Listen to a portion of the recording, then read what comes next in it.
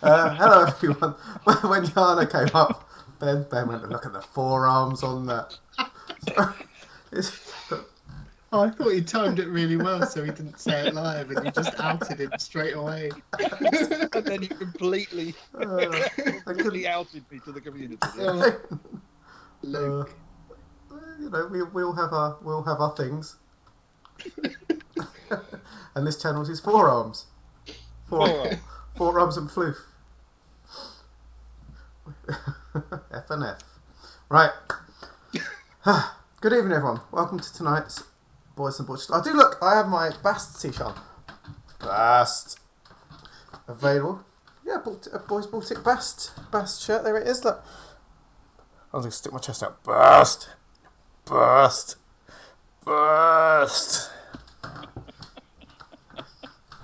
Here's a little aside. So what I was going to do is, because this is quite reminiscent of t-shirts. As an aside, sorry, quite reminiscent of t-shirts I'd have worn in the late 90s, early 2000s, with your baggy jeans and so on. You know, as was the tight t-shirt, baggy jeans, as was the style back then.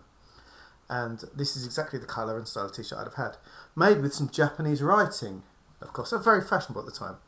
So I did look if I could have Bast, but in katakana. So it'd been Bastatot. But then I realised that was Japanese for bust. So it's just like having the word boobs on your boobs.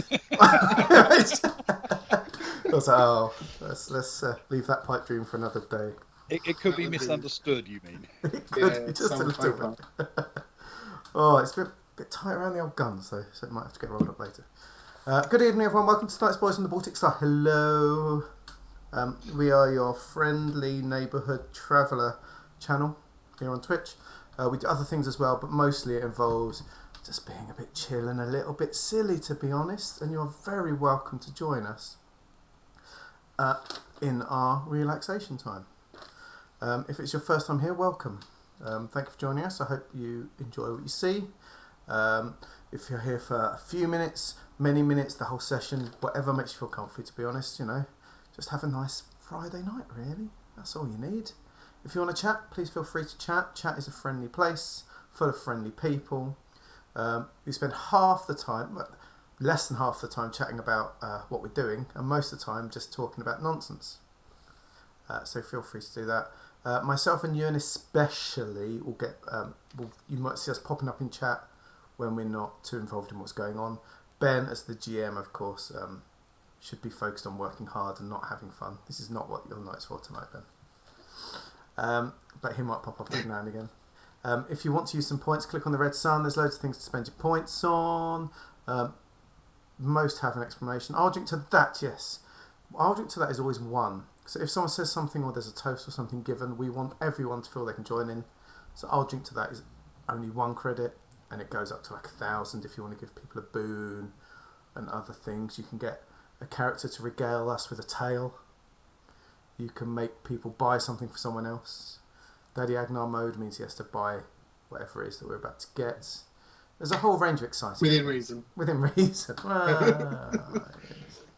But there's a lot of things. We can celebrate Ewan, which is always nice to do. We can celebrate Ben, which is nice to do. And we can celebrate my arms, which is nice to do as well. So yes, so that's there if you want it.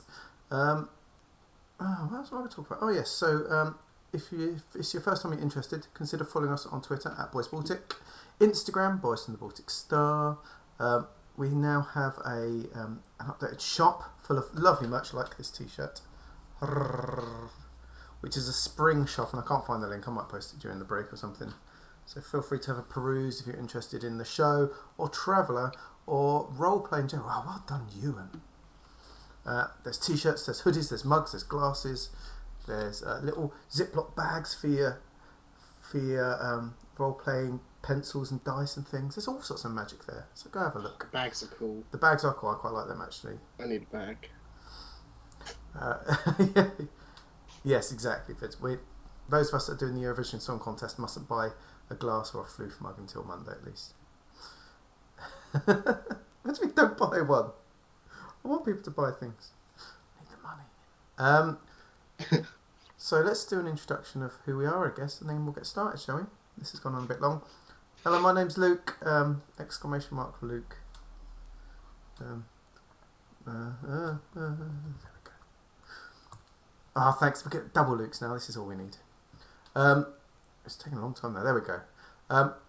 My name is Luke. I'm in the blue. I'm in the bottom corner. I play two characters in this wonderful tale. I play Kara and Soraya. Information is there. Hello, Ali. How you doing? You all right? I like that Kelly's giving me double exclamation marks. It's top quality. I feel a bit Spanish or something. It's quite exciting. That's very special now, yeah. But yes, I play Kara and Soraya. Kara's sort of arty, hacky kind of person. Soraya's a jack of all trades. Bit of a Han Solo-ish, not very good with the people kind of character. Heart's in the right place there. Moving over next to me is my brother from another mother, my comrade, the man with the loveliest eyes and the loveliest hair in town. And as we're next to each other, we can indeed fist bump. We are at our actual size here, so I have to reach down, he has to go up a little bit. Okay. It's Ewan. He's holding it longer. I'm sorry. How you doing, Ewan? You doing well? I'm good, thanks, Luke. I'm very good. I'm excited to be back from Traveller. It's been a while. Oddly, it's been a couple of weeks. Which it's been 2 weeks off. Yeah, I'm not even sure if we've ever done 2 weeks off before, have we? No, I don't think so. I was going to say I don't think it's happened before. Occasionally we have one where one of us can't make it, but it's very rare that people can't make it 2 weeks in a row. Anyway, I'm excited. That's good. If you're excited, I'm excited. And who are you excited to play as, Ewan? I play Agnar Arnson, former military general military medic, an all-round floofster. He is the floofster. And I also play Stefan Miller. Some people call him the Space Cowboy. Some people call him the Killer of Gardeners. But he's generally a sneaky space person. Human. Not floofy. Not floofy. How do you think Agnar's underlings back in the Force would feel about knowing how he is these days compared to how he was?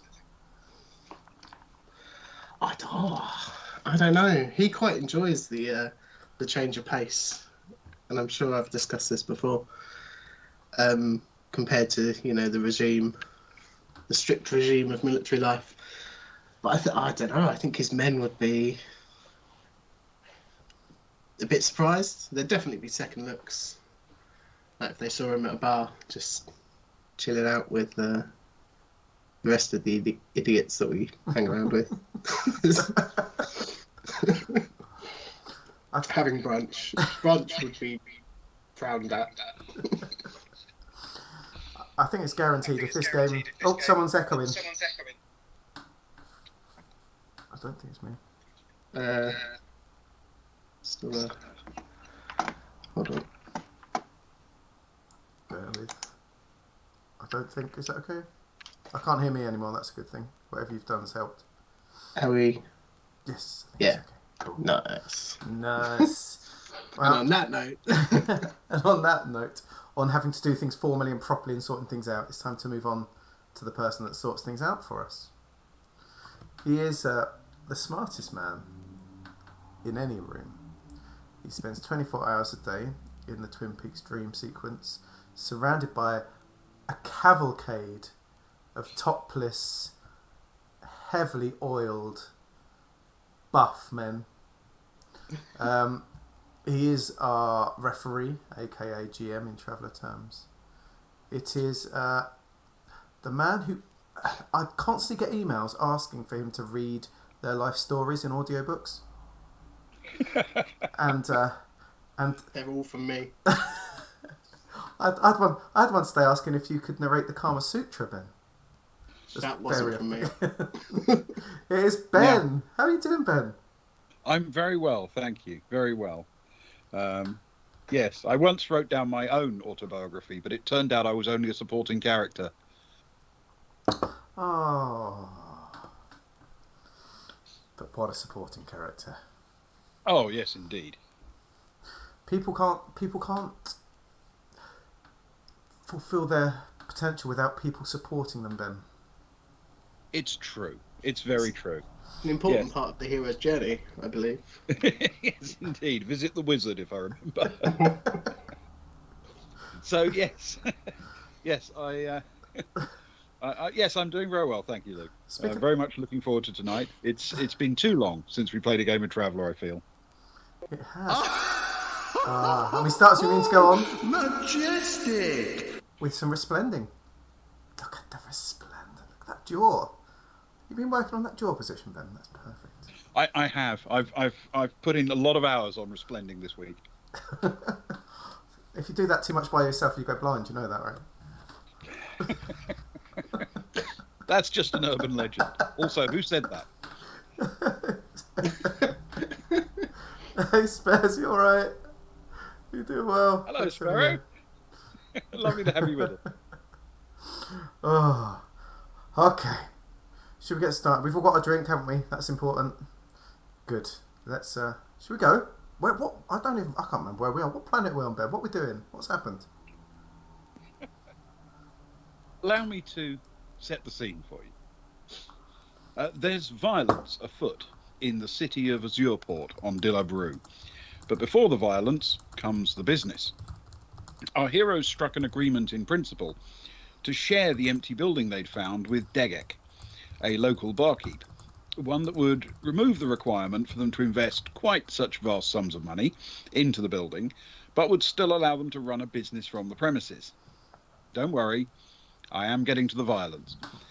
Having found plenty of reason to despise Uma and her vile practices, the travellers went to deal with her face to face.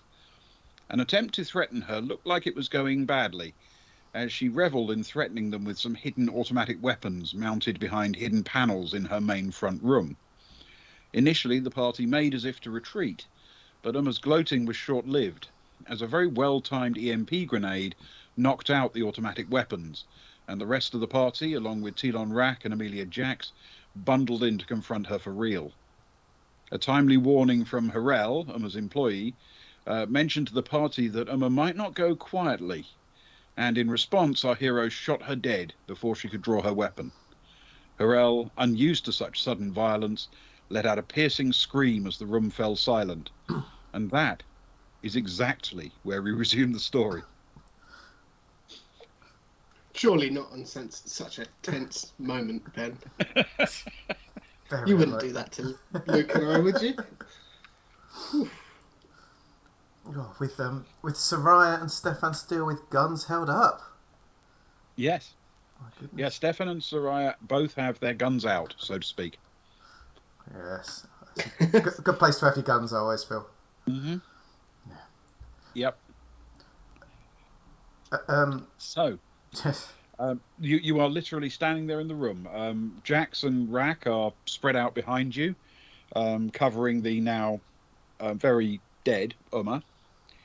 Harel is sort of half crouching there in shock. And yes, two of you have your weapons unsheathed. Is Harel noticeably armed that we can tell? I'm going to ask that you roll a streetwise for that, please. Okay. You can have intellect. I think the way you said weapons unsheathed was why they asked you to narrate the Kama Sutra. Ben. Oh, probably was, yes. Yes. That's a 9 plus 2 is an 11.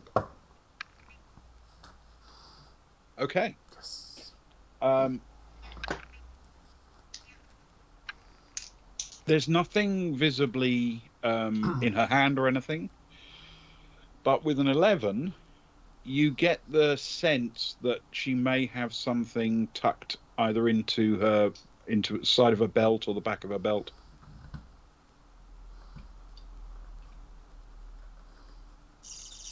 Okay.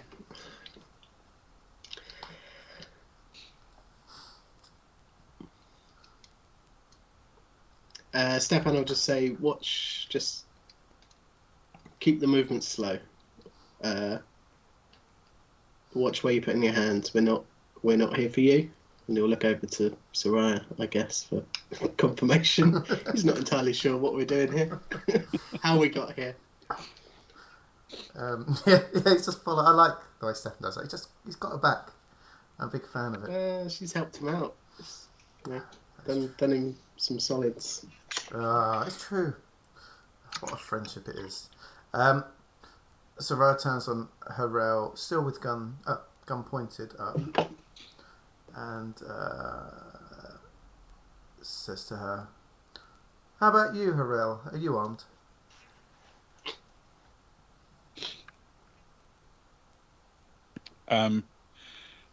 Harel doesn't say anything, but she shakes her head vigorously.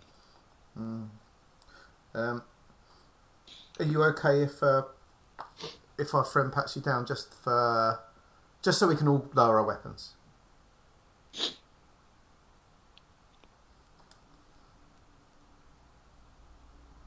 All right.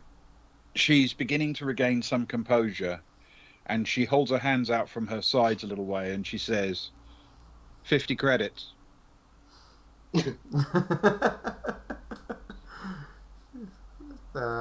Turn to Jax and say,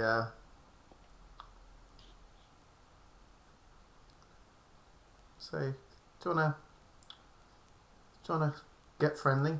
See if she's got anything on her. Jax nods and marches forward very professionally. She has been military for most of her life. She rapidly does indeed pat down Harel.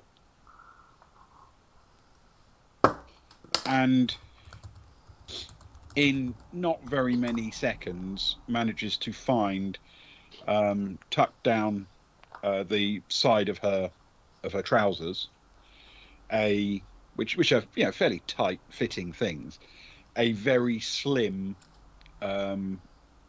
dagger with an extending blade. Pulls it out and throws it to the floor, back towards the door. You said you weren't armed, Harel.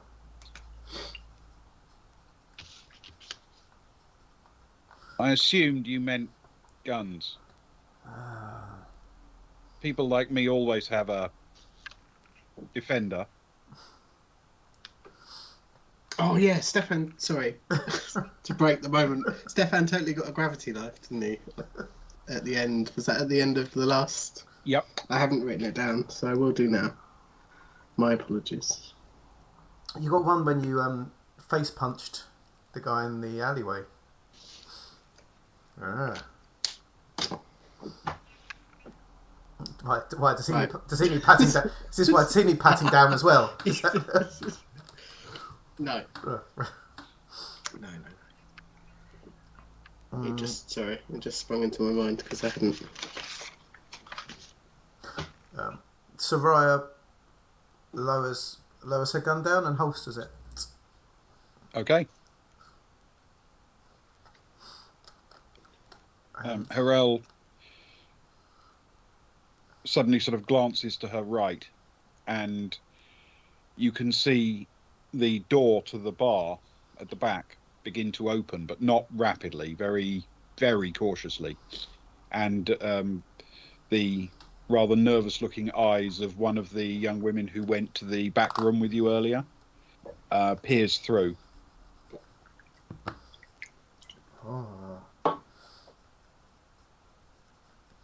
On seeing Umma's body, she pushes the door closed and you can hear her running off.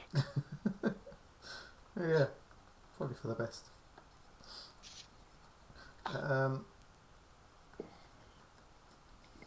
Soraya turns to Stefan and says, I feel like we could do with some drinks here. It's been a few minutes, hasn't it? It's been quite a few minutes. Yeah, sure. He turns to Harel. Harel, which one wouldn't you drink?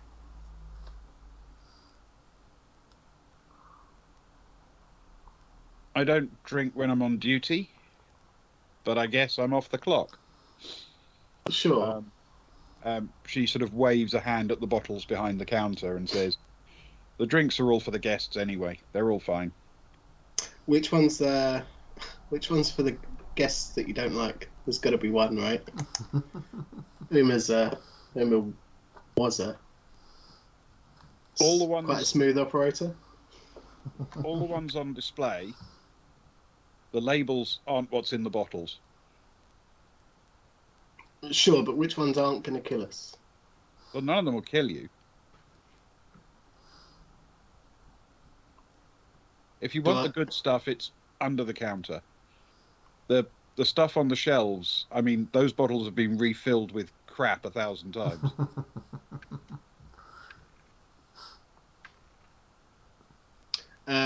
Did she look anywhere in particular when she said none of them will kill you?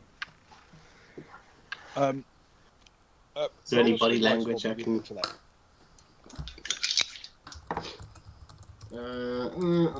not great. It's a 6 plus a 2. It's an 8. You didn't notice her do anything particularly obvious, no? Okay. He'll just say, "Well, we're not particularly fussy drinkers, are we, sir?" No. Are there any cheesy balls back there? Hold on. I'm just getting some drinks. I'll look in a minute. Harel's in the process of sort of lowering her hands to relax by her side, just seeing if anyone tells her to stop. I don't feel the need to. I'm guessing Jax is still pretty close by to her and keeping an eye on her, so... Yep. And effectively off, almost behind her, off to one side, so she's got a pretty good angle, if needed. That's good. How many people in the room, Ben? You two. Yeah. Plus Jax. Plus Rack and Harel. Okay. Stefan will put out 5 glasses and he'll go for one of the cheap bottles. Okay. And he'll pour out 5 drinks and he'll pass them out to everyone. All right. There's an inexpensive clear Rockthol, nothing special, but it smells of Rockthol. I mean, it's not a good one, but it's fine. Mm-hmm. Before he goes anywhere near he's waiting for Harel to take a sip. Okay. But it's poured. Is Soraya doing the same thing? Yeah, she's going to sort of lean forward and clink against Tyrell's glass. And she says, 2 interesting discussions.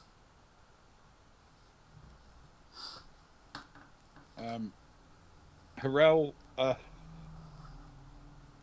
nods and starts to sort of move the glass up to her lips. And just before it gets there, Jax intercepts it, takes the glass and replaces it with her own. And then toasts her and drinks. Yeah, fair enough. Oh, I'm glad to see Stefan's not the only suspicious one around. And Harel, in the sort of immediate aftermath of taking her shot, looks down at her dagger on the floor by the door and says, "Can I have my knife back?"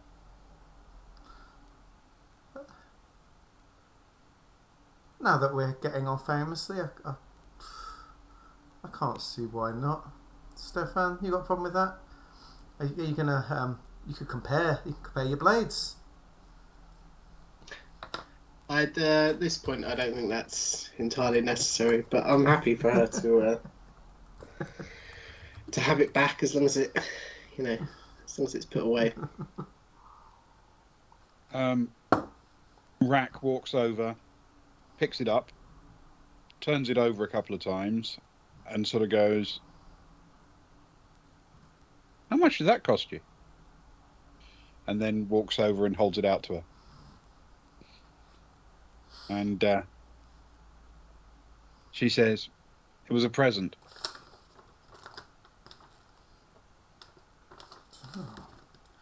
From anyone we might know?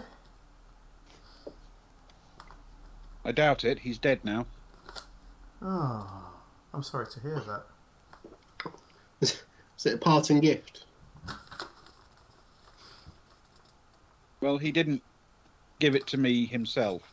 He left it to me, shall we say. Stefan, cracks half a smile. Sure. Is it well balanced? He says to Jax. Rack was the one holding it. Oh, sorry. He Rack. he sort of snatches it back before Harel can take it and says, "It weighs almost nothing, but it's the blade. That's the clever thing. It's like there's laser wrapped around the edge of it or something."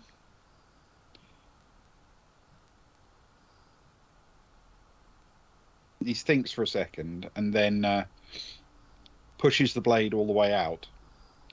And it doesn't look to be anything other than just a sliding out blade.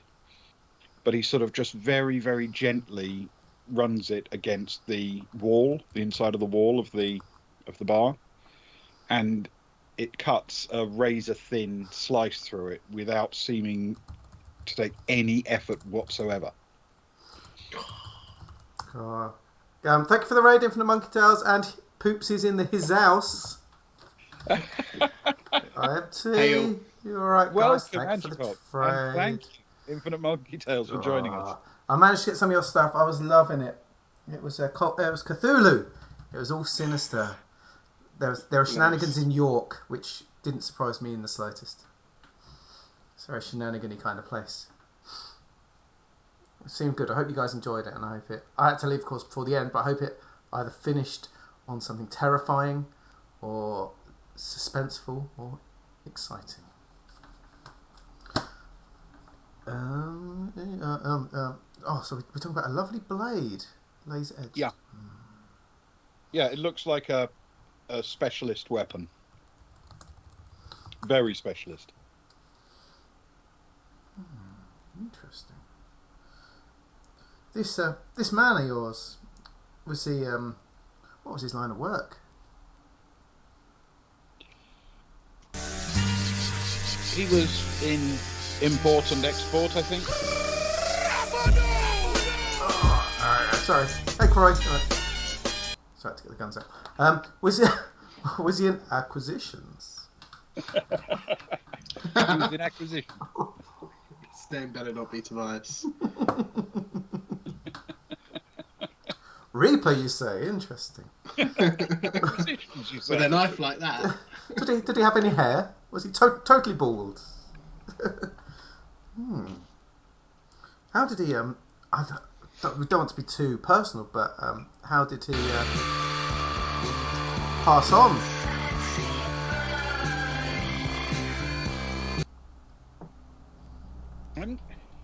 Can you give me a carouse check with social? Yes. Because we are drinking. With and the atmosphere is becoming a bit more relaxed with a Bane, however. That's fine. Right. Right. Realistically, it's Soraya speaking, so I'm not going to game the system and use Kara, who would have been a lot better. But can I suggest, as I've suggested before in this part of town, that Soraya's low social in this part of town actually counts for good?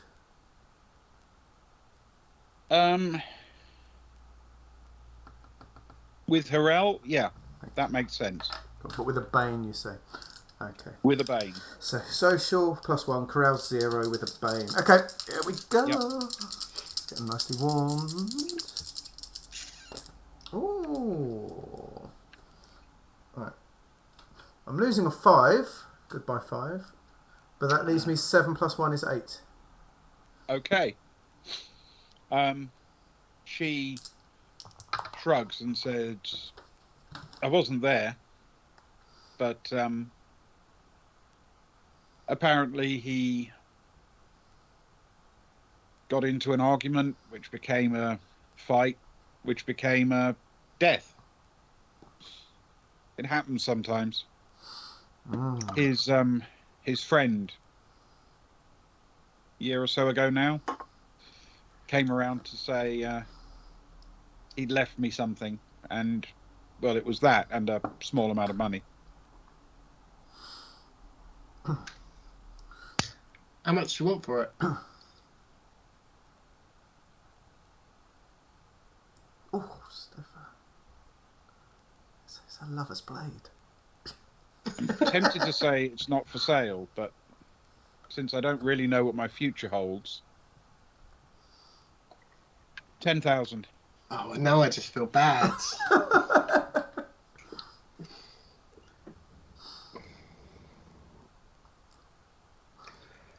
Whew. That's a hefty price tag. Let's see where the conversation goes. I mean, it might end up not for sale anyway. You never know. Okay. Speaking of your future, Harel, what was your... Well, speaking of it and how long it's There going we to be. go. There we go. How have you felt about how this place has run up until this point? I don't have a lot to compare it to. It's the only place I've ever worked. But truthfully, it's been a bit hellish. I guess if you'd had more say over how things could go, are there changes that you'd have made for the better?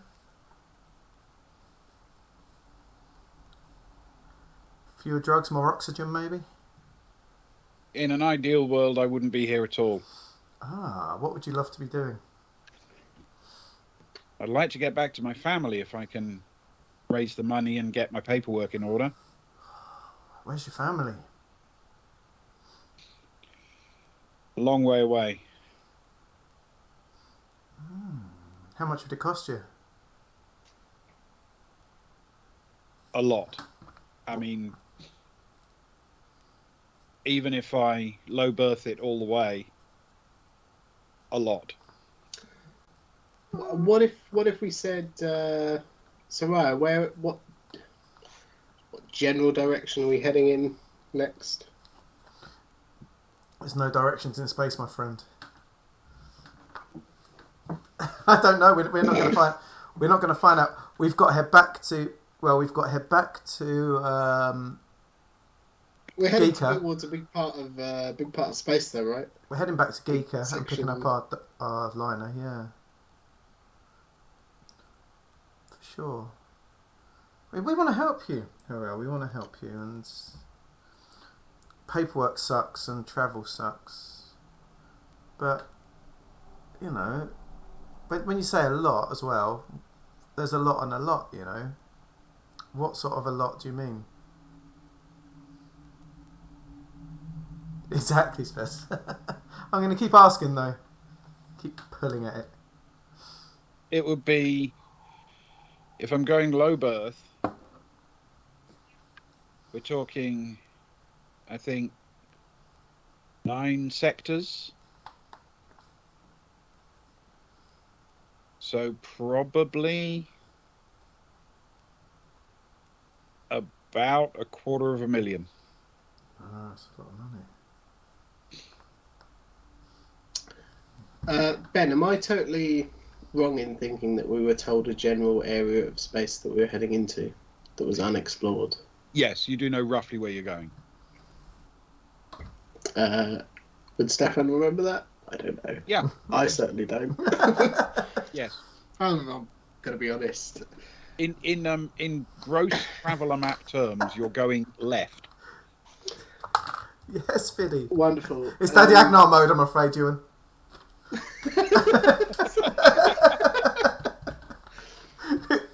Dish it Well, out. if you're making one. If you're making one, we'll all go. Go on. We'll all go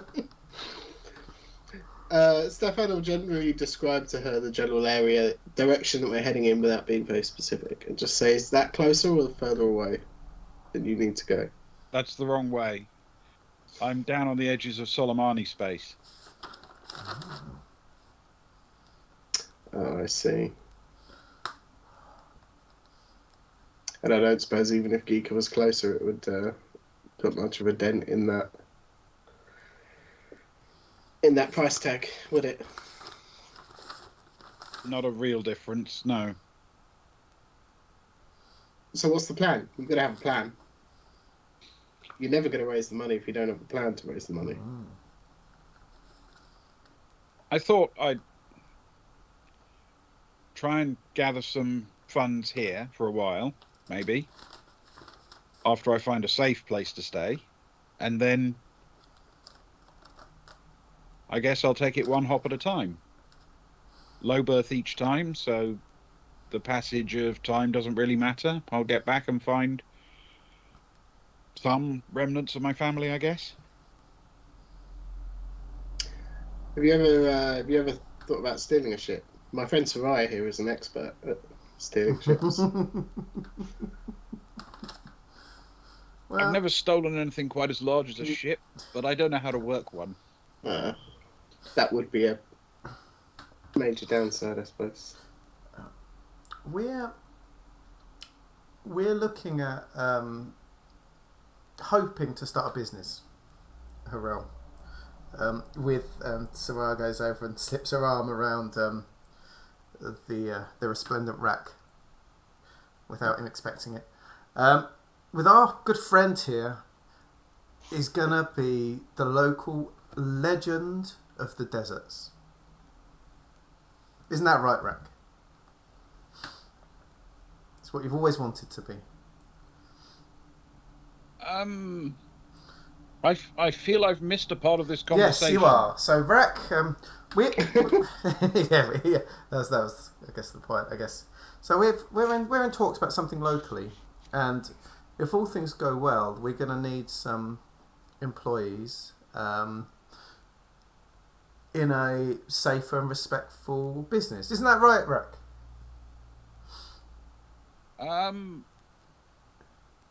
I understand all of the individual words you speak.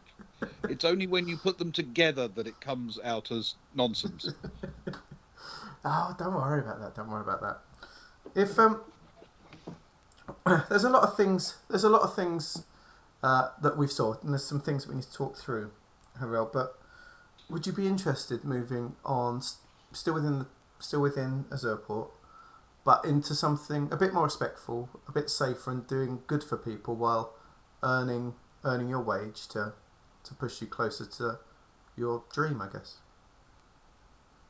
She looks around the room at the heavily armed lunatics who just burst in and killed her boss, and says, Put the guns away. "You're offering me a job." Yeah, no violence and horribleness. This was a necessary evil. We're not normally like this. And this is a job I can do standing up. Yes. And there might be some sitting down, but any lying down you do will be in your own room to sleep at night. With oxygen.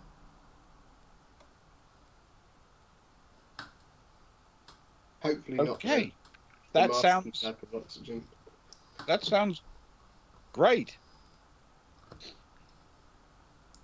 Well, if you're happy for us to take your details, like I said, we've got to sort some. So we're here for another couple of days. Got to sort some stuff out.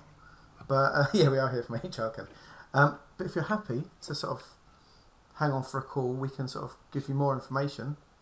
If you're willing to take a chance on me. Yeah. Fantastic. That's good. I don't want this to be a Waterloo. I want it to just be the start of some good new things. I mean,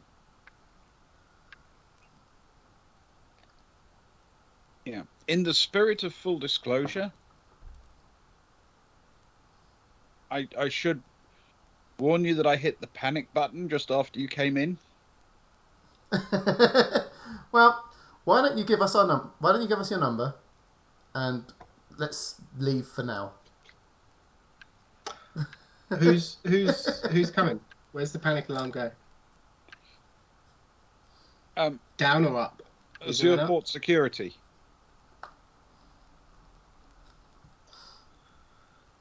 Okay.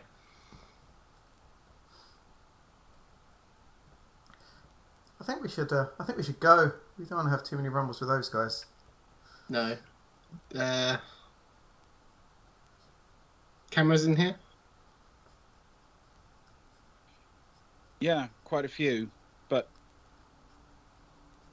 I have a feeling they will be blank. And Uma's body? I think they'll find it when they get here. Probably. Can you actually roll a streetwise check for me? This will be the ones who are closest to the door. I think that's Soraya and Rack. Okay. Ooh, good. 9. Okay. There is already a little bit of noise from outside, like an argument or a discussion going on, and clearly there are some people having a fairly loud discussion and being rebuffed by someone else. Is there a back exit? Yeah, but you don't want to use it. If you needed to get out of here right now, what way would you go? I would walk straight out the front and pretend I was just leaving on my own business.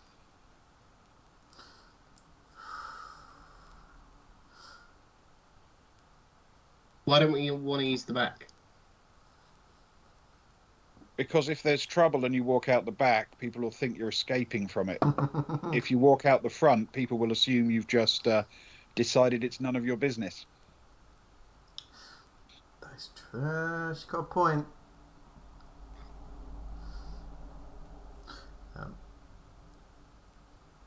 Okay.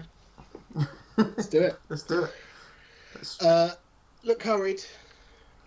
Worried, hurried. Yeah. Okay, so are you going out the front or up the back? Disorganised purpose. Yeah, let's go. Let's both go at the front, I guess. Hit the Reservoir Dogs music and out we wander. Sort of looking slightly down and to the side as you go, yes. Yeah, walking a bit slow motion, just to... Where did you get that tie from, Agnar? That's quite impressive.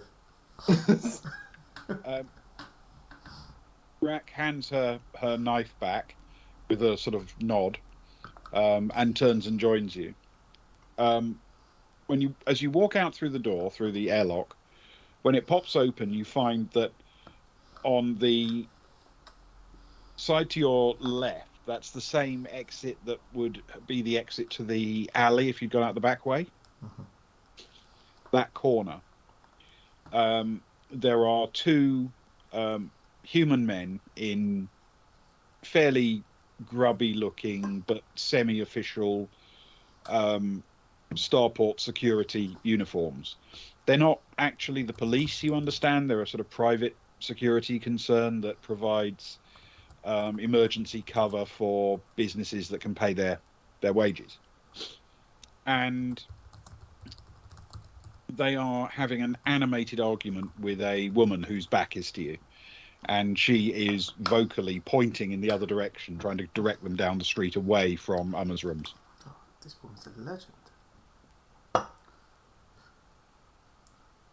Shall we?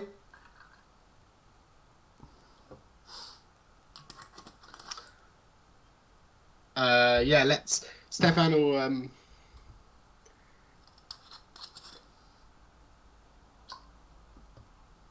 walk out the front door. He'll look over his right shoulder and sort of behind him back towards the airlock as he comes out, and just keep walking straight quite quickly. Okay, so you're turning to the right away from the argument. Yeah, yes. I think that makes the most sense, doesn't it? Okay. And you all following suit? Yeah, I think so. As casually as possible. As if it's none of our business. Well, you can hear the argument is still ongoing, but you're too far away to easily make out the details. These security guards seem determined to get into Emma's rooms, and this young woman seems determined to discourage them. It wasn't one of the women that Stefan went off with, is it? You can sort of throw a very quick glance over your shoulder to see if you can identify her, but if you want to really have a good look... No, it's not that important. It's not that important. I was just vaguely interested. Then a really quick glance is all you're going to get. Yeah, can you roll... it'll be a tougher roll. That's fine. Can you roll a, I guess, a streetwise with intellect, please? Oh. I think I looked over the wrong shoulder. Oh, yeah. 2 + 2 is 4. Nice. Who am I supposed to be looking at again? Yeah, you can identify that there are 3 people. that's pretty good for a double one. Yes. That's all you get. Fair enough. Oh, well. A little casual whistle. A low whistle. Okay. And off we go, I guess.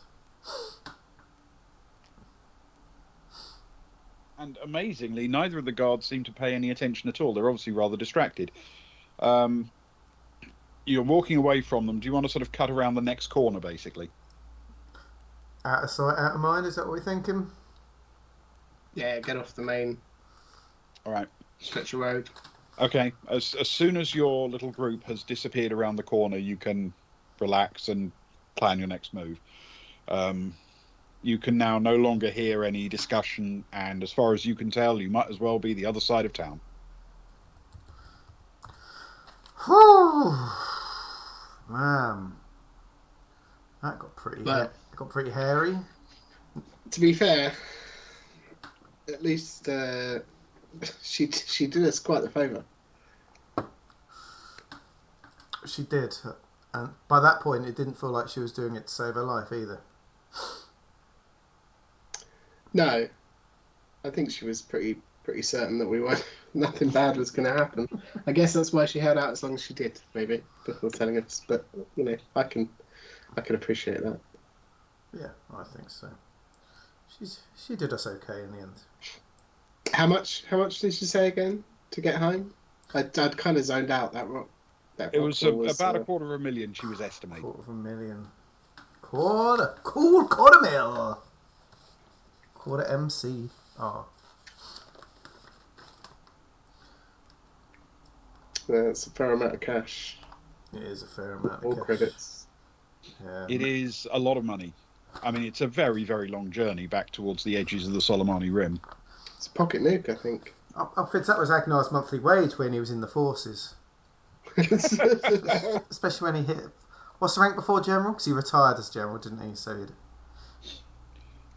I think Colonel immediately before General in Traveller rules. I don't think they have, if I remember, all that many individual ranks listed. Oh, Colonel Arnson was raking it in, I bet. Explains his fancy taste for whiskies.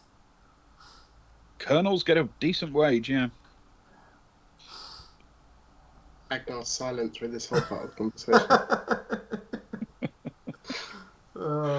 All right. Right. I guess Cara looks at her watch. I was like, oh man, Agnar and I have got to go and meet a man about a car. We got that deal that we've got to get done today, haven't we? A car? Yeah, but, you know, Stefan says. yeah, 4 wheels and four wheels on the outside, 1 on the inside, some seats.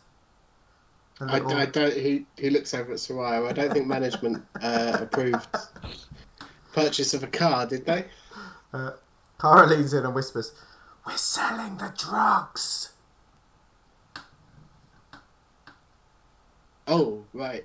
You got those on you, and we almost No, got. no. Because that would have been bad. I'm just saying, you shouldn't walk around if we're about to commit a murder with those on you. No, they're back. It's okay. From now on, it's company policy. no, We walk around commit with drugs. Don't have anything else illegal on your body. You know what, Stefan? That's a really good leadership point. I actually respect that as a leadership responsible point. Well, it's looking after you. It's looking after all of us. You know, that's what Soraya and I are all about. You two are really growing into the role. It must be said. sometimes personalities like ours need a bit of responsibility to grow into. And I'm sure Agnar, as well as I, appreciate that and feel secure and comfortable and able to grow and be ourselves in this setting. Isn't that right, Agnar? It's nice. He just stays silent for a minute. I mean, except for the Bloody Marys at brunch, I think it's been alright so far. To be fair, Look, it's the only time they've let us down. They've done it's a lot been no of worse than us. Yeah. It's a fair point.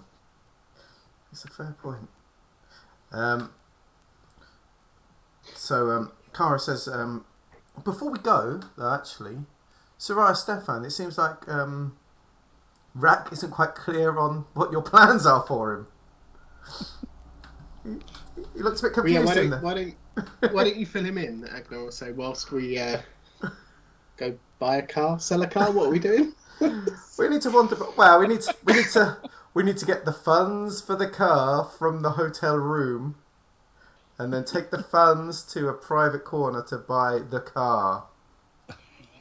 Gotcha. We need to pick up the car from the hotel room. Yes. And we're switching. Where do we park it again? Was it in the lobby? Put it in the corner. Yeah. And I think we're switching it for some motorbikes or something, if I remember correctly, which Stefan is going to hide in his tummy. Clearly the way to go. Okay.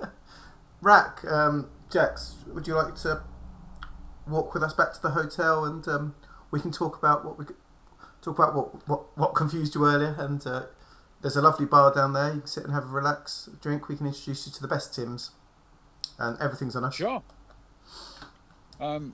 Remember, we've got a vehicle if you need some stuff moved. Oh no, that is. I think you said you didn't want to see it in your vehicle anymore. These cars. Oh, that stuff. Yeah, we don't have a vehicle. Not at all. That must have been something I was thinking about completely differently. Sorry about that. Can't help. That's okay. Agnar, I'll say, but if you want to walk with us, we could do with an extra bit of, security if we're walking around with a couple of high-end motorcycles in this part of town. No pressure, though. Sure, we can do that, I guess. Yeah. Also, isn't there some deal you discussed that we're supposed to talk about? Yes, that's what we're going to do now. Okay. I will say. All right. Come on, space friends, let's walk. Let's go. That's all we're doing. Couple of space friends walking along, talking about a business deal. Looking nonchalant. So I like to think I picture it that Sarai just sidles up right next to on one side of Rek, and sort of falls into step with him. Sort of nods at Stefan to fall into on the other side of him, to give him the both ears treatment. He obliges. I wish I had a massive, great big folder to talk through for her, but sadly she doesn't have a folder. I think their whole plan could be sketched on the back of a napkin. Quite easily, I imagine, yeah. We should get a folder, though. We should, Stefan. All the best plans have folders. It's what Agnar would do, I feel. I think we need a few. We need one for, health and safety. Oh, yes, definitely. One for the Kosh documents on the Baltic Star. I'm sure that's still a thing. Mm-hmm. Oh, yes, Space Kosh, yeah. Yeah, policies and procedures. Yeah, of course. The general sort of stuff. Business plan. A lot of risk assessments. Mission statement. Mission statement. They're all laminated, for sure. Yeah. We'll hit up a folder shop at some point. It's a good plan. I doubt this feels like the wrong sort of town for a folder shop. Yeah. In the future. Okay. I mean, first things first. We're gonna fill Rak in. Yeah. I guess. Rak, do you know a good folder shop?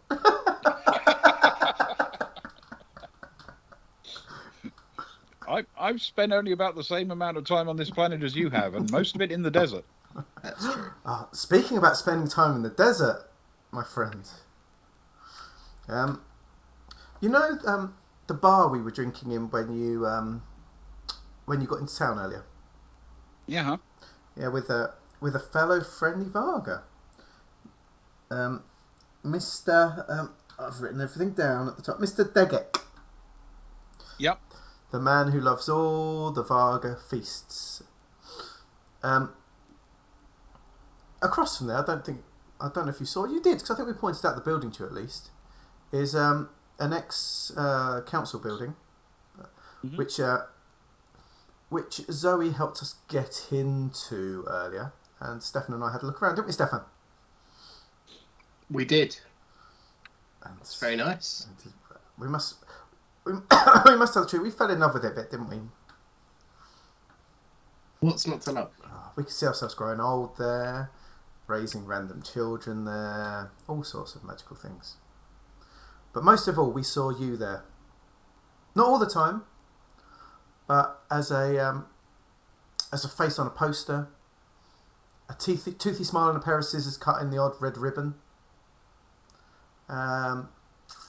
Again, your face plastered over the side of vehicles heading out into the desert. You see, we're talking with Degek, who was willing to go halves on it with us, with him taking over the front half as a sort of a larger bar. But we like the idea of opening out the back half as like a safari centre for tourists. Oh yeah. They could come in. There's some rooms upstairs they can stay in. There's the bar right there, of course. It's very much a growth area, isn't it, Stefan? It feels like there's quite a lot of development going into the space. Well, there will be soon, if there isn't already. But it's definitely got that vibe. You know, it's not right out in the sticks. You know, sort of in the in between. It just needs a little push to get it where it needs to be. It's not stuffy like right around the central airport. It's got a bit of cool about it, a bit of edge. People want to be there. You know, the arty types are flocking there, I've heard. I see. Yes. And, yes, arty types. Yeah, exactly. Yeah. And adventurous types, of course. And our plan, our dream, and we've even talked to a mortgage guy about this, a Mr. KP von Cotswold, in fact, about getting a mortgage for the place. And we like the idea of the back, being for safaris out to the desert. It's how a lot of us met, actually. Originally, we met each other on a safari on Dilub Rou, and it was an interesting experience with the creatures out there and the we stayed out at night. We were drinking in the back of ATVs, having good times in the evening, and then camping under the stars. It was lovely. And then going out, spotting some moamps, going around all the cool places. With the best thing was there was like these two sort of rugged kind of guys that kept us safe, and that sort of gave a nice edge. There were sort of nice hostesses and some rugged guys. But I think what it was really missing, and I'm sure Stefan would agree, was like a patron, a face to it, a name to it. Something like, I don't know, like Resplendent Safaris or something like that. Telon's Travels. And what we would love is, we have Degek, who can be the local guy and sort of sign off on things. But we'd really love it if you were interested from time to time, you and Jax, in just either having as much or little say in it, but sort of turning up for some events, meals, meet the people once a fortnight or something. Chat about, a PowerPoint presentation or two. Maybe go Free out. brunch. Yeah, exactly. Some Few drinks. You never have to pay never have to pay for a drink in your life from now on, Tell some old glorious war stories. Oh, could you imagine? They would eat it up. Oh, the night before going out into the desert, getting some old war stories from a hero. What do you say? Exactly, Telon Tours. Exactly, what do you say, dear friend? Telon Tours. Can you make a persuade check for me, please? Can we both, as we've been working together? Your choice of intellect or social. If you're both trying to convince him, one of you can effectively act as a chain. Okay. So you'll be able to add together your bonuses, It's basically. It doesn't really matter which way round you're going. It's persuade. Okay. Persuade plus what? Sorry. Your choice of intellect or social. Okay. Persuade. Yeah. Okay. Well, that's good. Good stuff. Not great, but it's good. It's a 9 plus 1. Okay. I need to get rid of the beard. Sorry, the beard's been here for too long for free. We don't get beard for free, I'm afraid, people. You want the beard, you've got to pay. Didn't Dire Straits do a song about that? That's a song, isn't it? That's free beard. Free beard is so much better, Ben. I applaud you. Money for nothing, get a beard for free. Yeah, no, I prefer free beard. Free beard. So what did you get? A 10. What will that add to me, Ben? +2. Oh, good. So it's a +4 for me then. Spez has topped it up. Oh, let's see how much he's into it, because that is a 7 plus 4 is 11. Okay. It's a good roll. Not the best. The He beard's thinks back. about it for a moment and he says, as much or as little involvement as I want. Sure, pop over from time to time for a drink and a story, but that would be the baseline. Yeah. No, I mean, as long as Alright. it's more than once a year, I think it would be happy. But, you've got to have brunch more than once a year, haven't you? And why pay for it when you could? I mean, realistically, I'm going to have to make a run a couple of times a week into Azureport anyway once I've got my place set up. And my place is big. Oh. Once you open up all of the mine spaces and everything, it's big. Oh, you could do a tour. You could have a You little don't gift need shop. like a lodge or something out there where people can overnight. This sounds perfect. That's a stopping off That point. sound good. Yeah, stopping off point. Yeah, sell some key rings. This is perfect. And we've got, Moabs. Yes, you do have maps. It's just sounds perfect. And I think that's why we were talking to Harel.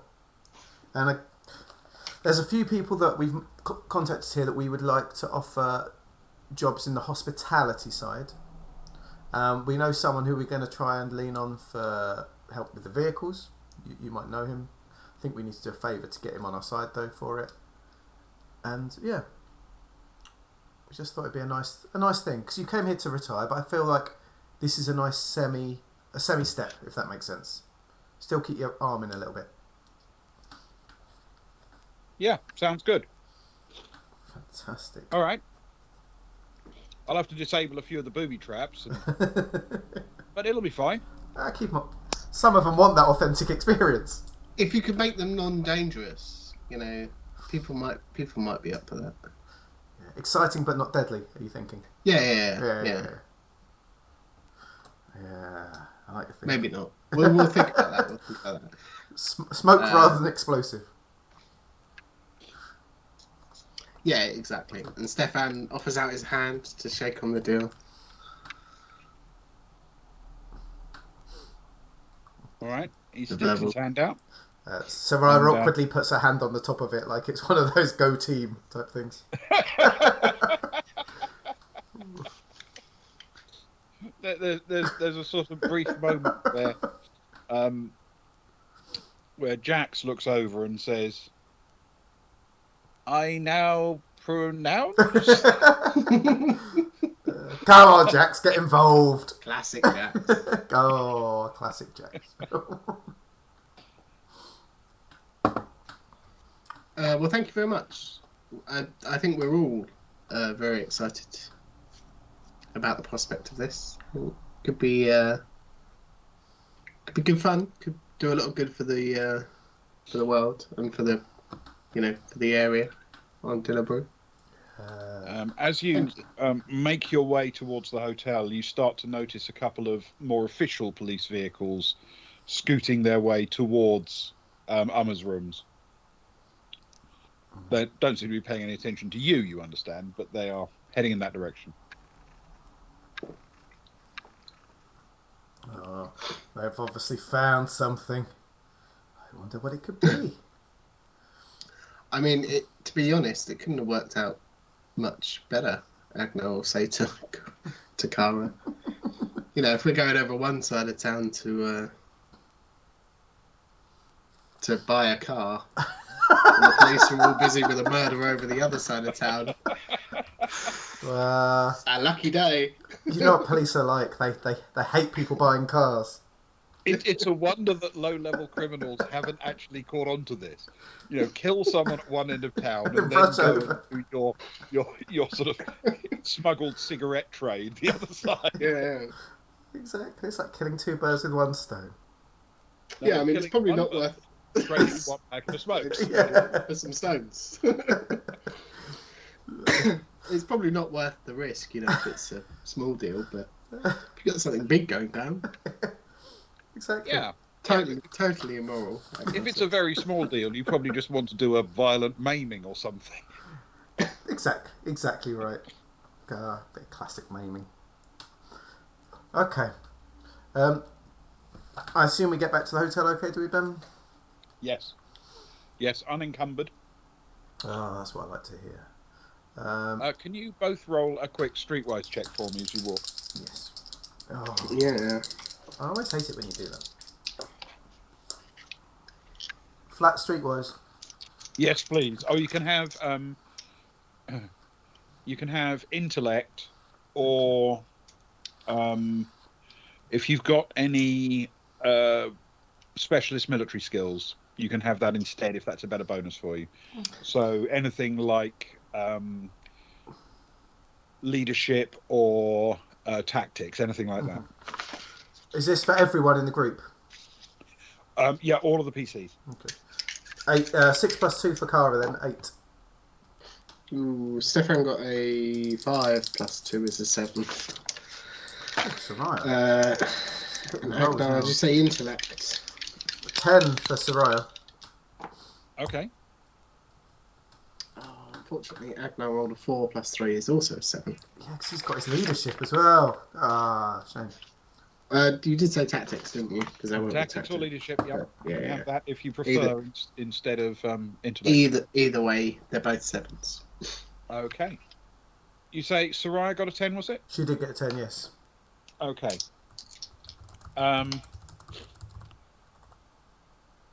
She can't be certain, but she catches a glimpse of someone who might be the woman who was talking to the security guards earlier, emerge from a different road in the ring around the Azure port and turn off and walk sort of around the perimeter of the open down port, on not paying any attention to you, or at least not visibly so. Oh, if only I knew what she actually looked like, I'd be onto a winner. It's it's a question of clothing and things like that. Yeah. That's all you've got. She'll nudge Stefan and sort of say, "I think, like quietly, don't go looking around. I know you won't. You're a skilled man, but I think we're being followed by one of the women from outside Emma's place. Why don't the 4 of us?" And she nods at Jax and Rack. "Why don't we very loudly and enthusiastically head to the bar while the other 2 slip off upstairs?" Which direction? Where is she? Don't point, obviously. on my 5. And she's a good 400 or 500 meters away at this point. Yeah, I just got Okay, eyes. and we're side by side. Yeah. Always are. Okay. Always are, baby. Always are. Yeah, sure. Not too enthusiastically. Don't use your stage voice. Let us go for brunch, my friend. This is how I always tell people that I want to eat brunch, though. Yes, don't ask Rack to say anything because it will shake the ground. The baritone of I mean, it's natural coming from Rack, though, so it feels okay. Don't ham it up too much, is all I'm saying. But yeah, let's do it. I could do with a water or something, I guess, if we're being followed. Wow, let's as well as I said to Rack, brunch is on us, I guess. Afternoon brunch. Let's that sounds fair. let's head in. Yeah, get a nice platter full. Ah, let's go. Let's go Cement the in. deal. Exactly.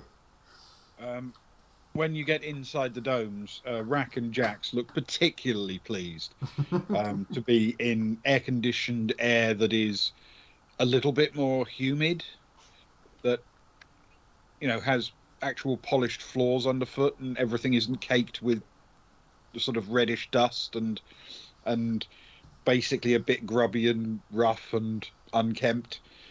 In the domes, it's a completely different world. It's shiny and new and green, and it's nice in there. So they almost stop for a few moments, not quite stop, but they certainly take a couple of really deep breaths and relax their shoulder muscles as they sort of enjoy that sense of separation from the planet's surface, however briefly. Oh, Have you sorted the atmosphere in your place yet, right? I mean, it's got an atmosphere now, but we've just sort of had to seal one of the doors with a weld, so that really needs replacing with a new one, and the filters and everything, they could use some work, frankly. But one thing at a time, we'll get there. tell us. I believe one of Cara was talking to us last night about one of her subscribers on her vlog. Said that one of the subscribers was really interested in your soft furnishings and about any drapes you might have been putting around the place. Have you got many drapes up at the minute? Not really that many, no. Why? Oh, I don't know. There's a big fan of drapes that we know. That's all. Okay. Wanted to know if you had any drapes going, and when you do, to let him know. Sure. Sorry, Spares. I tried. Anyway, come on. This table's my favourite. This one by the moving tree, or whatever it was that we got confused about last time. The suspicious tree. fern. Let's go sit next to the suspicious fern and order a table full of food and drink. Okay. So you sit down at a table. It's by one of the various waterways that cut through under the hotel. And sure enough, food is rapidly brought, and it's very pleasant. This is it's not exactly the height of privacy. It's a general public area, but it's nicely laid out, and for quite reasonable money, you can get yourself good food and drink here. If Soraya wants to pay for the four of them, Soraya, Stefan, Rack and Jax, if we're going to cut to Cara and Agnar or whatever, a table full of foods and drinks and that to keep them happy for a couple of hours, how much am I dropping, Ben? So we're talking like 3 rounds of drinks and some food. Sounds good to me. Okay, then that kind of thing would work out at something like around about 90, shall we say? Okay, yep, that works for me. See you later, Kels. You take care. Have a fantastic game. Don't get yourself killed so close to the end. Enjoy the D&D. With all your powers. Thank you for joining us, Kelly. It's been lovely to have you with us. Keep it real. Whatever you have to do for that.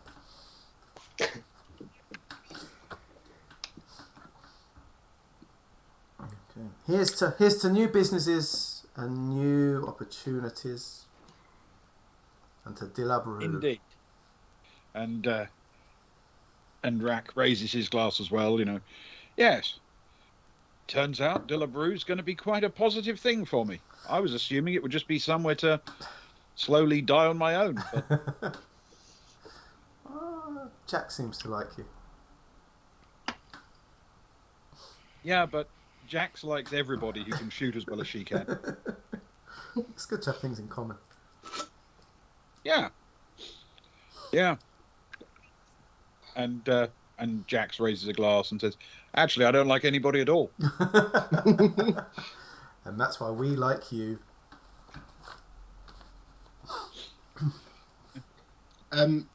Stefan will definitely take a seat facing the door if somebody's told him they're being followed.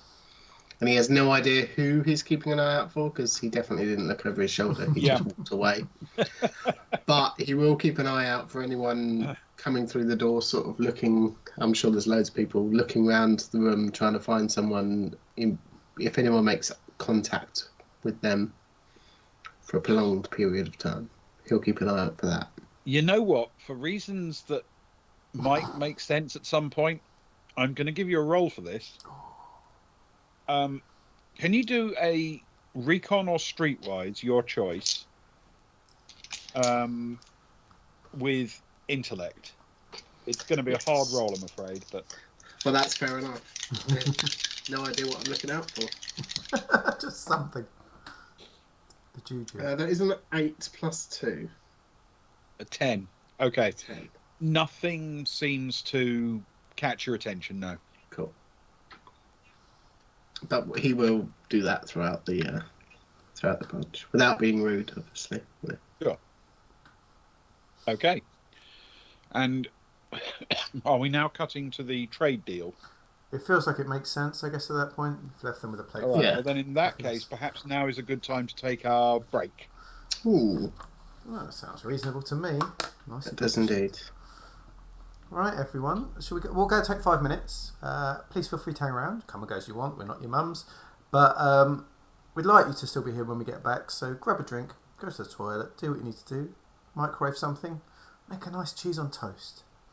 And we'll be back soon for more Baltic Star. Now, bear with me a Some second. entirely legal trading. It's always just we need to see a man about a car. Charge glasses for the toast. Oh yeah, toast after Oh, the yes. break. Remember to charge your glasses. Toast when we get back. Oh, let's get rid of that. Let's get rid of that. Where's the break bit? There's the break bit. Now I need the music though. I need 2 copies of this music. I feel. Let's do. There. Let's get rid of that. Luke does this when he's making cheese on toast as well. Now I get the bread. Then I need to cut the cheese. A bit of Liam Perry. Right. Cool. Right. Toodaloo, everyone. Toodaloo. Right, we're off. Okay. Right. See you guys in a sec.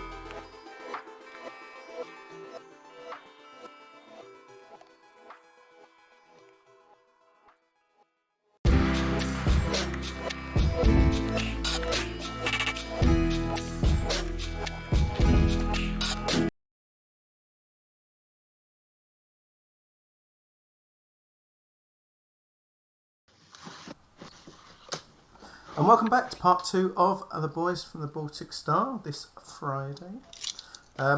As always, you come back to this emptier screen because it's the most important part of any of our Traveller streams, where we toast our fallen comrade, someone who was and still is very important to us. At this moment, it still sits with me. Hello. It still sits with me to lead the toast. I'm feeling that some shenanigans need to take place in the coming weeks, though. Absolutely sure. But for now... Yeah, I think it's fun, isn't it? But for Mostly now... because I'm fed up of holding my arm it's the entirety of your toast. Whoa. It's tradition. You can't go against tradition. And traditions always start somewhere and then they just become tradition. And then people forget why it was a thing. So, in order to show the true respect to our most beloved, the man who emblazons upon my own bust... my best bust, who emblazons our very screen, who overlooks Ewan every Friday night, who Ben has modelled his entire look upon. To show the correct honour to the man, we need to hold our glasses up for the entirety of the toast. It's tradition after all. No one knows forearms before firearms, exactly. No one knows when the tradition began. But it does help us strengthen our forearms. So I'd like us all to raise our glasses. I wrote a poem, if that's okay, to honour the man. It is tradition when you do these things. It is. It took a lot of thinking, and it's... I hope it's fitting for this weekend, this poem. So, Grey Hill. You've got to speed it up, then you've got to slow it down. Because if you believe, then the beer can hit the top. You gotta swish around. But soon you'll find there comes a time for topping the beer up. You gotta put them on. And then you gotta hand them out. You gotta be sure that the snack is something everybody's gonna talk about. But before you decide, the time's arrived for putting the snacks out. Grey Hill, you filled us with snacks, you filled us with booze. And the best drink you ever provided was the perfect Bucks Fizz. To the late, great Grey Hill Best. Grey Hill Best. To Grey Hill Best. A fitting moment to drop mimosa for Bucks Fizz. Exactly. Indeed. There's also a couple of Grey Hills knocking around in chat. Definitely one from Socks, which I shall drink too. I'll switch to my yellow mimosa coloured drink for that. And to Grey Hill.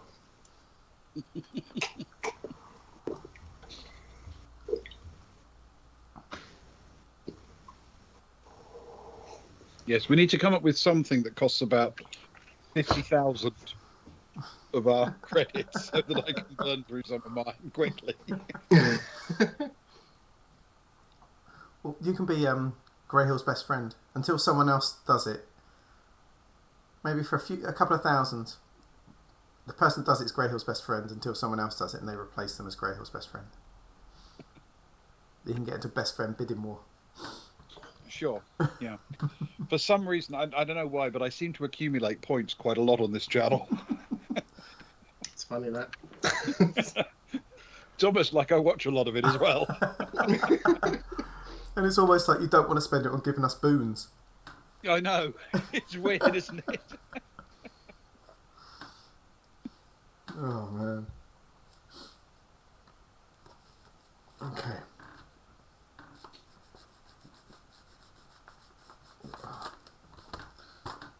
So. But yes, you definitely need to hand over soon, because, my forearms are feeling it. That's what Grey Hill would have wanted. He always liked to feel people's forearms.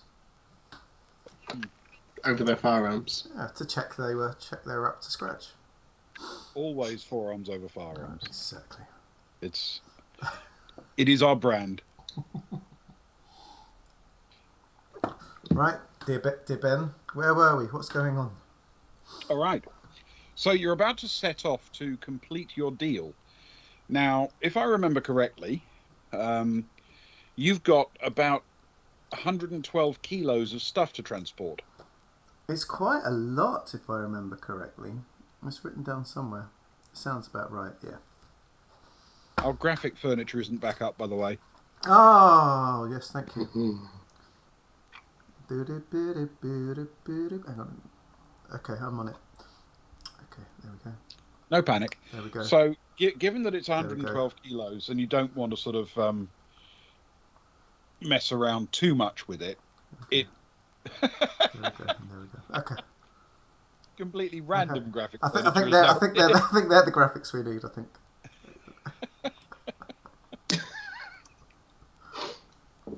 Just put all the graphics on. All of the graphics. All of the graphics are on. Tim! Tim, yeah, where's Evan, Tim? Okay, sorry. Yes. That's better.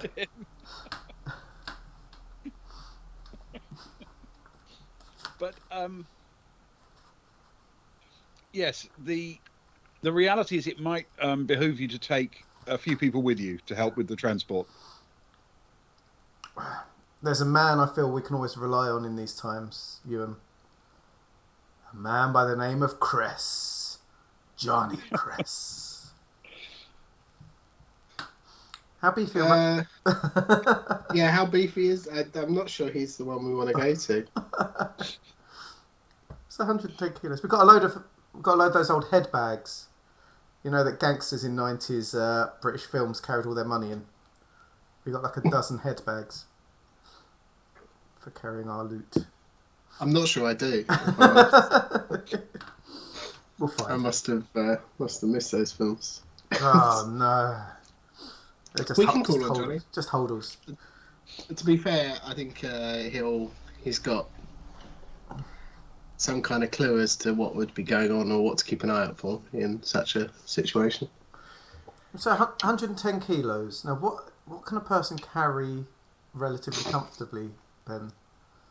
I'm trying to Well, think. it does to a limited extent depend on strength, but if you're not talking about I mean, if we had Greyhill with doing us, anything particularly active, Oh. you know, you're talking about what you can carry comfortably in a shoulder bag rather than what you can carry and still fight effectively, if you see what I mean. Yes. So I don't imagine there'd be any particular problem with someone carrying 20 to 25 kilos each. So if you think 5 of you is probably enough. 5 of us. Well, there's us 3. If Zoe's willing, she's always good. She's always got her. She always knows what's going on. wait, which 3? You counting Johnny in the 3? Yeah, I think so. Okay. I was just Part of the posse. thought you meant like you, me, and then another one of our characters. No, Agnar, Zoe, Johnny, Zoe, and a lot of E's in this group. Yeah. Have you seen Agnar's strength score? Yeah, have you seen Kara's strength score? They got 7 between the two of them. Kat's about, remember, if you want to take her. Yeah, we've not used Kat yet. It'd be nice. She's come back and she's just had a couple of nights out. Yeah. Let's take Kat. I'm happy with that. Yeah. She's got a nose to the ground. She knows her things. Hey, Kat, you know what's great for a hangover? Come help us carry some stuff. Heavy stuff. Come on, Kat. All right. So the 2 of you plus Johnny, Kat, and Zoe. You happy with that? Yeah. Yeah. All right. We carry the car. Okay. So you pack your load in the hotel rooms into various bags, and everybody's sort of. If they don't know what it is, they're insanely curious. Are you going to answer any curious looks? What, among our posse? Yeah, among your group. Among these 3, Zoe was. I think Zoe was with us when we. Zoe was there when you found it. Yeah. Can Agnar just say, if you want plausible deniability, don't ask. If you're not interested in that, then we're an open book, I think, aren't we? Yeah. Kara? Yeah. We'll let you know anything you want to know, my friends. Kat picks up her bag and throws it over her shoulder and says, "Never met them, wasn't there, didn't see anything." That's why we hired you.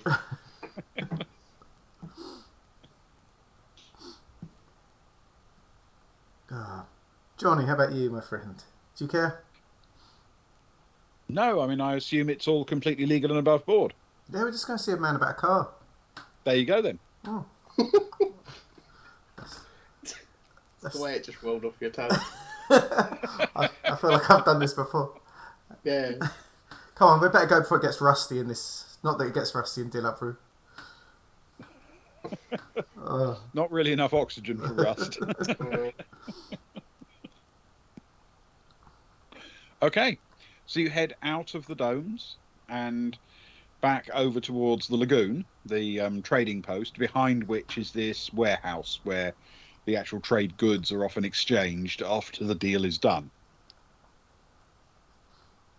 You're about the right time, maybe a few minutes early, but nothing out of the ordinary. And you make your way across and down into the fairly narrow alley beside the lagoon and down to the warehouse. You haven't been there before, but you've been told where it is, and it's pretty easy to find because it's literally got a sign on top of it which says, the warehouse and trading post for the lagoon. It's that simple. It has a fairly smart-looking airlock on the front, and nobody around. Well, shall we? Say, keep an eye out though, guys. If anything feels weird, don't keep it to yourselves, yeah? Sure. Yeah, Johnny, you know how it is when you're doing a deal with plausible deniability involved. But if anything's off, just, you guys let us know. As Carl says. Mm-hmm. Okay. You pop open the airlock. Please. Right, inside you can see that the building is slightly misleading in its dimensions because, as far as you can tell, inside the warehouse space only occupies the front half of it. The where you'd expect the rest of it to be, there's just a partition wall with another airlock through into it. And when you get inside, the place has a fairly large open floor in the middle, and then all around the sides, the partition wall and around the other sides of the space are fitted with large shelving suitable for pallets and things of that nature. And many of these areas have cage doors across the front of them. Some of them have goods actually on the shelves, and in some cases the doors have been closed and clearly locked, so that people have stored things there for collection by someone else and don't want them stolen in the meantime. So it's like a giant goods locker room in some senses, just to make Luke feel really at home. Yeah, we need the lockers. Hang on, I think I've got a locker somewhere. There it is. Now I feel comfortable. Okay. Good morning, Laraje. I have no idea if I'm pronouncing that correctly. I genuinely have no idea how to pronounce that. Anyway, good morning.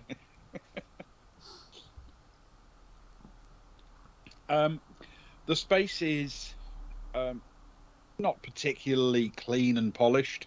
It's not particularly well turned out, and there's really nothing there apart from a big open floor and the shelving around the sides. And you appear to be alone in the space. So the main floor is just open space, pretty much. Yeah. Okay. I know we're not storming the place, Ben, but is there anything from if Agnar was storming it with a crew of military Personnel. Is there anywhere that he would feel particularly worried about? Or anything in the room that he would feel particularly worried about? Does that make sense? Treating it as a hostile environment. Can you roll a recon check with intellect, please? Yes. Once I get my dice out of my pocket, where I've been warming them up. That is an 8 plus 1. Is a 9. No. Okay. The only thing that makes you a little bit nervous, I suppose, is the fact there are only 2 ways in and out, and no windows. It would make you nervous about being able to see anyone coming. Beyond that, nothing stands out. It looks very much like it's supposed to be like Mirage. Excellent. So, Mirage. Wonderful. Absolutely superb. Thank you for that. I appreciate that. Yeah, it looks like what it's supposed to be. It looks like a warehouse and trading floor. Okay, cool. Kara would like to drop her bag onto the ground and try out her EM probe, please, Ben. Okay. Can you roll an electronics communications check? I can. With +1 for the probe. Yes. And your intellect, please. Yes. My +5, my favourite thing. Despite this being a +5, I would like to point out to everyone watching at this time, twice I failed in trying to find out if Fess had bugged us. In my most annoying evening so far. To be fair, we did a few of those bug checks, I think, because it one on each person. So it's above average failing, but 7, which is +5, is 12. Okay. That's a very good call, by the way, Luke. Thank you. It's been a while. I bought it. You've got to get your money's worth out of these probes. There is a monitoring camera device right in the center of the ceiling, but it doesn't appear to be intended to be hidden. Okay. Its job appears to be to catch anyone who tries to break into one of the cages, so to speak. Yeah, that seems reasonable. Did you get anything, Cara? She points directly upwards and says, this bad boy up here. Give it away if you're on camera. I'd rather not give it away. I mean, it's suspicious enough pointing at it after you've been fiddling around on an electronic device. But... After it's watched you carefully probe for it and then waved to it. Yeah. You're following the... Okay. Oh, hey. But it's good to know. It's a very good...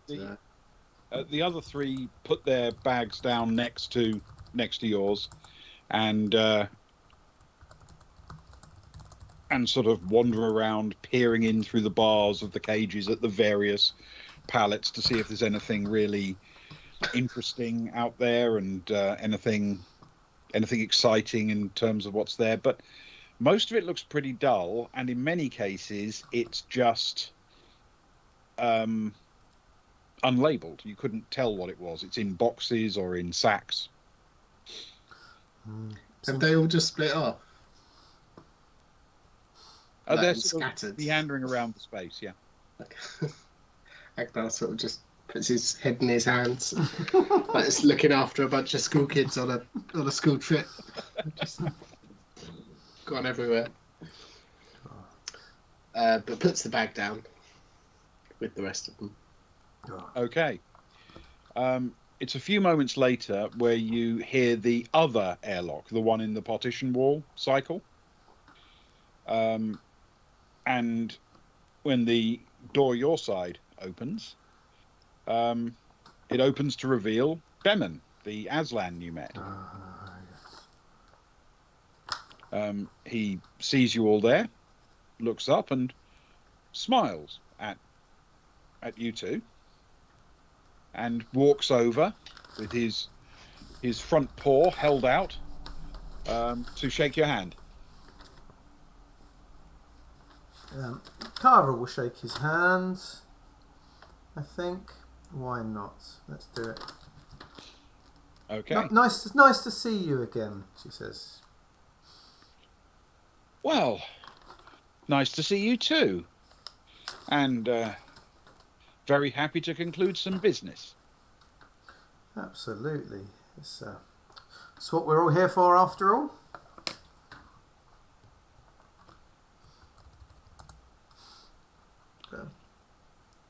So, shall we? Let's do just that. You can see that we've bought what we need to bring with you. Do we do it here, or do we need to go somewhere to do it? Right here is fine. This is exactly what this place is for.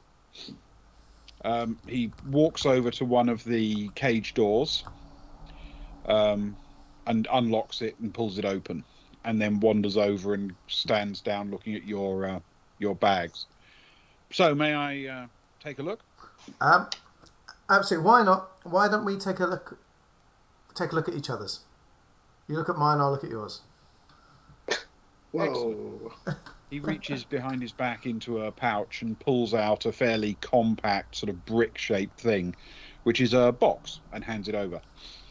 And then crouches down in the fairly elaborate Aslan way and peels open one of the bags at random, picking out one of the packs and looking at it.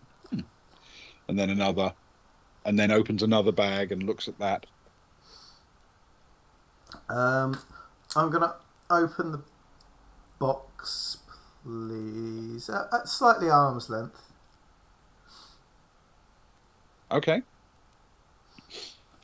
Inside, there are a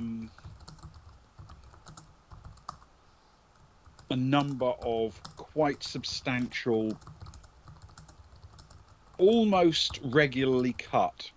They're not exactly cubes, but they're kind of, rectangular prisms of one kind or another of rock. And they are, if you hold them up, they are quite shiny. They're quite heavy.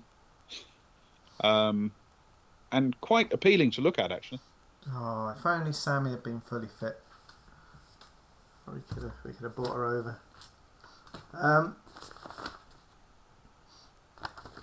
Now this should be Stanic HPDM, correct, Ben? Theoretically, that's what we've talked about. That's exactly what it should be. Not giving anything away. Kara would hands the box to Agnar, and she says, to the Aslan, "Do you mind if I call our rock specialist?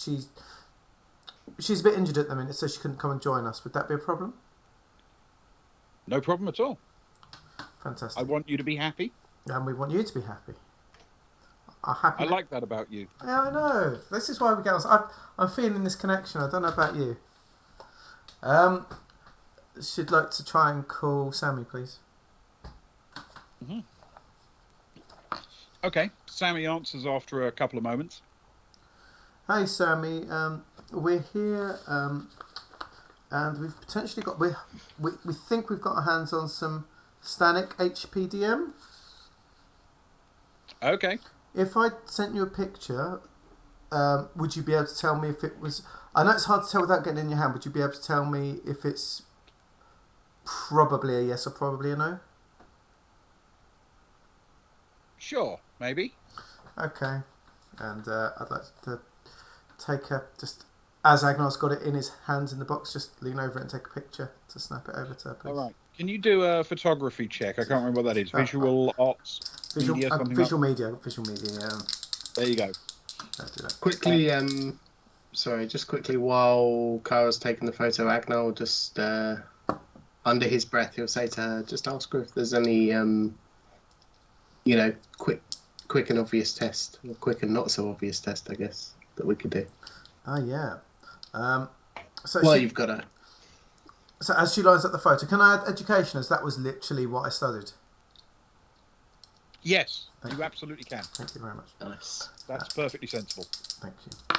Okay, 9 plus 4 is 13.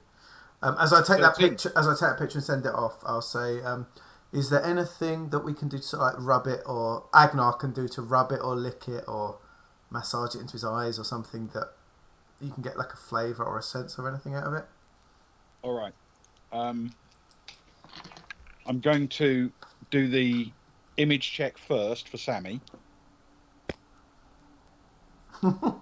Okay, she's rolled quite well. She comes back and says, as far as I can tell, it looks the right kind of thing.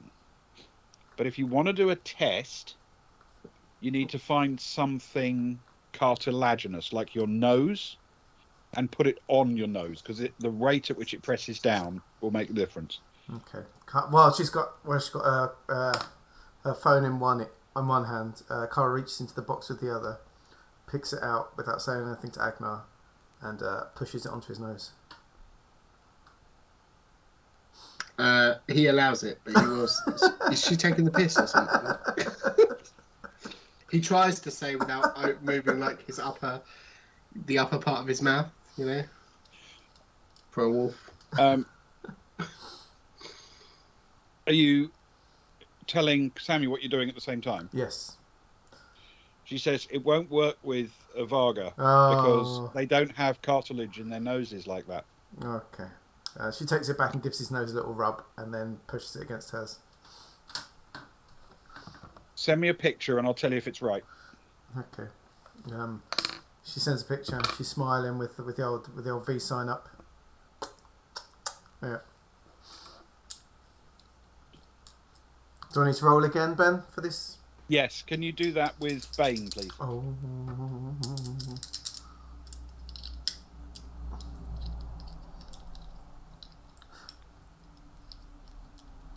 I think Lirage.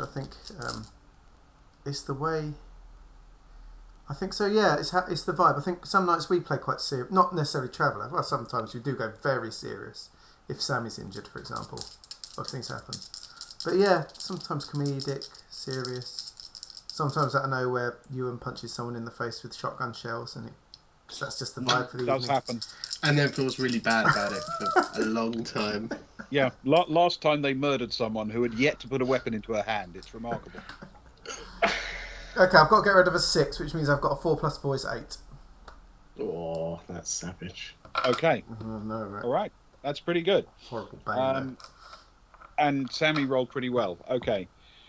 She responds back and says, without doing a chemical test, I can't say for absolute certain. Mm. But as far as I can tell, it looks pretty good. And I've got my communicator's new wallpaper. Don't share it with everyone. I don't want to see Rick suddenly walking around with it on his phone or anything, you know. I've got to keep some standards. Thank you, Sammy. Appreciated. It's got a social media presence to uphold. Exactly. And that flying around. Exactly. Cara takes the rock, puts it back in the box, and nods at Agnar. Says, "Yeah, seems good from what we can tell." Okay. Behrman stands seemingly satisfied, and he says, right, so we do the transfer. We do. Now, if I remember correctly, Ben, it was almost equal for equal. A little bit of money was going to pass hands, wasn't it? Yeah, a little bit. If I remember, was it 165 you settled on for the sale? Yes, and 150. So and I was 150 for the purchase. So I was going to get the Stanek plus 15,000 was what we dealt with. That's right. Yeah. Yes. And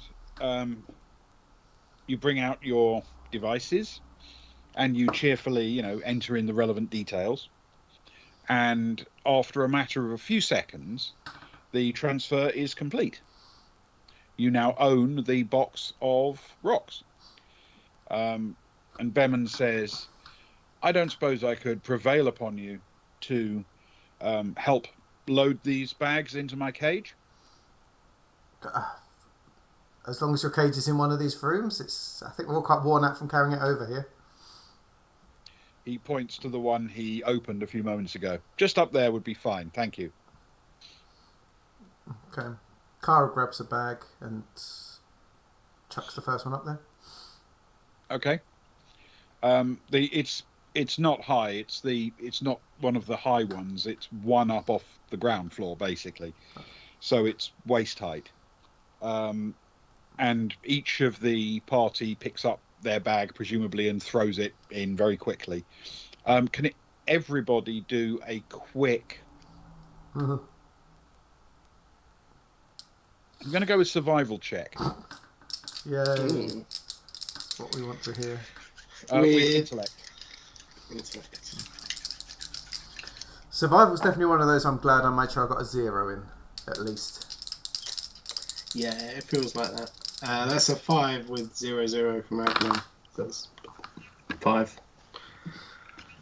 And those dice can go in my rehab zone. I've got a 5 plus a 2 is 7 for Kara.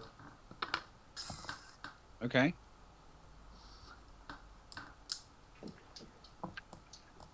I just hope our team are better than us. Well, 2 of them weren't great. I mean, one was okay, one was lousy. But Cat... Mm. Good old Cat.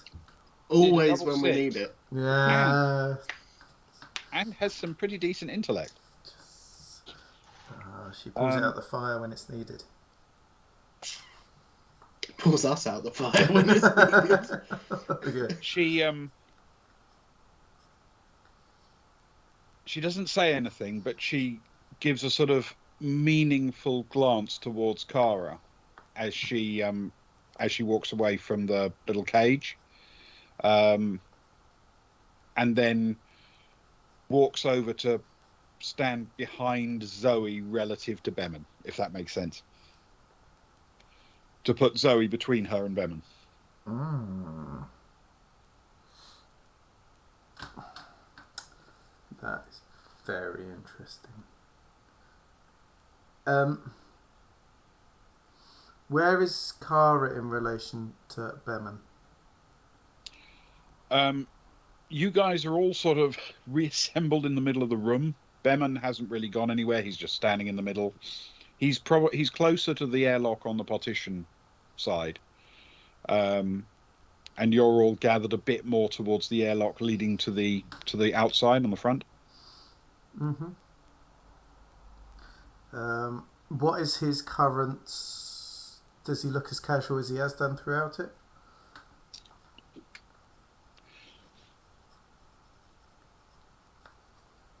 Can you roll a deception check for me, please, with intellect? Yes, I can. Hopefully better than the last couple of rolls.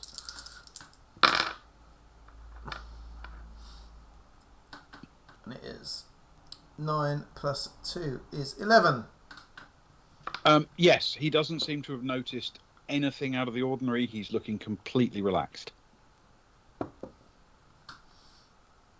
Can Agnar walk over, not straight away up to him, but to get himself between Zoe and him? Yes, I don't see why not. If you do that, you're going to be very close to him. Like uncomfortably close. No, but a stranger or... No, not invading his personal space, but definitely melee range, put it that way. Oh, okay. Yeah, he'll do that, that's fine. And he'll just say, so are we all done here? Kara, have we got everything we need? I think so. Everything seems to be being done in good faith, wouldn't you say, Bemin? Absolutely. And he turns his back and walks over to his locker, closes the door and carefully locks it with the scale inside. Gives a little sort of half bow of the head and says, "A pleasure doing business with you." And then makes his way to the airlock through the door to the other partitioned room. Kara makes straight for Cat and says, "What's up?" Okay. Cat says,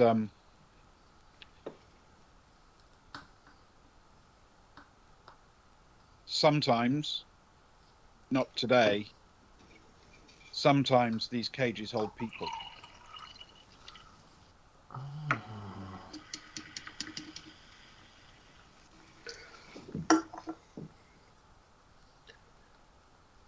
Did she say that loud enough for everyone in the room to hear? With Beman out of the room, yes. What is with the people on this planet?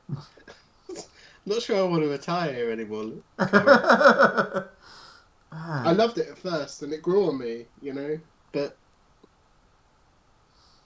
seriously, this is not the first time we've heard of potential slavery on this planet. It must be said. Well, the two could be linked. Well, I'm hoping. In fact, I kind of hope they are, because you know that means less. Less is going on. This is going. Yeah, if everyone's involved in one evil shenanigan, fewer pieces to tie up. Yeah, well, you know, just less incidences of it occurring, I guess. Can I make for the airlock that Beman went out of, please? Yes. Yes, you can indeed. Are you going through it? Yes, very much dragging Agnar with me. Okay. Do you want everyone to come with you? Oh, yes, but I would like Johnny and Kat to be slightly behind the other three of us, if that makes sense. Okay. Yep. As Agnar's being dragged over, can you just look at Kara and look at the box and just wait? So that's everything? Those bags that we hauled over. Wow. This stuff's more valuable, and how many of those? Oh yeah, sure. How many of those bags do you think we could fit into Stefan's tummy?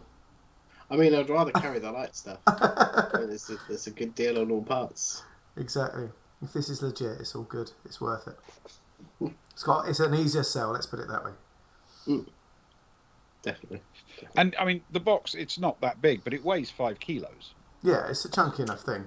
You know, it's not like featherweight. Yeah. It's not like a little jewellery box or anything. So. No. Okay. So you cycle the airlock. You have to have your breath masks on the other side. It appears the reason for the division is that half of the warehouse space is atmosphere pressured and the other half isn't, for things that don't require any atmosphere to keep them or preserve them, or just because things are cheaper there. It's otherwise laid out almost identically, with the various sort of caged off shelves and locker spaces around the walls. And the only real difference is that the door facing you on the other side isn't an airlock, of course. It's just a regular door. Is that the only door? Yes. Other than the one? Other than the airlock in the middle that you've just come through, that door facing you is the only one. It might be interesting. It might be interesting if I could find the footage that camera goes to. That might be interesting. How about, rather than we all run off, Johnny, do you want to try and keep eyes on that guy for us? Good call. Okay. Without being noticed. I mean, you'd notice us all following you, right? Johnny, without hesitation, charges off to open the door, because there's no one in the room with you, you understand. Opens the door, steps out and peers left and right, and then seems to pick his direction and walk off briskly, the door closing behind him. Is that all right, Carl? if you want to go, we can all go. No, that's just that's a really good call. Really good call. if you want to check out the footage, it seems more of a not doing it whilst chasing someone kind of thing. This footage is going And somewhere. Johnny knows what he's doing. No, of course he does. He's done this many. He did it for years before he met us. Mm-hmm. Let's face it. I'll be interested to find out where this footage went. I don't know if I can do it here. I'm just on a camera. I feel like I'd need some kind of panel or something. All right. Well, Zoe asks Kat to show her the thing she saw, and Kat says she doesn't know if it'll be visible with the door locked. But Zoe seems to believe that there may be ways around that if needed, and they wander together back through the airlock. It'd be ridiculous to miss out on what they're showing. Let's stick together and hunt for clues. All right. The discussion that Kat's explaining is that there are the main structures of these individual locker units are made of a fairly cheap plastic. And with careful examination, you can see that not just in that one, but in a fair few of them in this space, people have scratched into the plastic little things, their name or a number or something like that, into the plastic from inside them. Including in Behrman's personal space. There's nothing to indicate it's his personal space. Okay. But the cage that we dropped the one he's using, but it may not be assigned to him. It may have just been vacant when he needed one. Sure. Can we make out any of the numbers? For the ones where the cage doors are locked, you won't be able to read the detail, but there are a couple that are visible open, which you can literally peer your head right inside and read. A couple, they're not exactly fresh and brand new. A couple seem to be rather obscured, but one in particular does stand out as being reasonably well marked, and it is a number, but also it's letters as well, and it's written in sort of common script, exactly what you'd normally expect to find everybody using as they need to, and it reads out as HB160.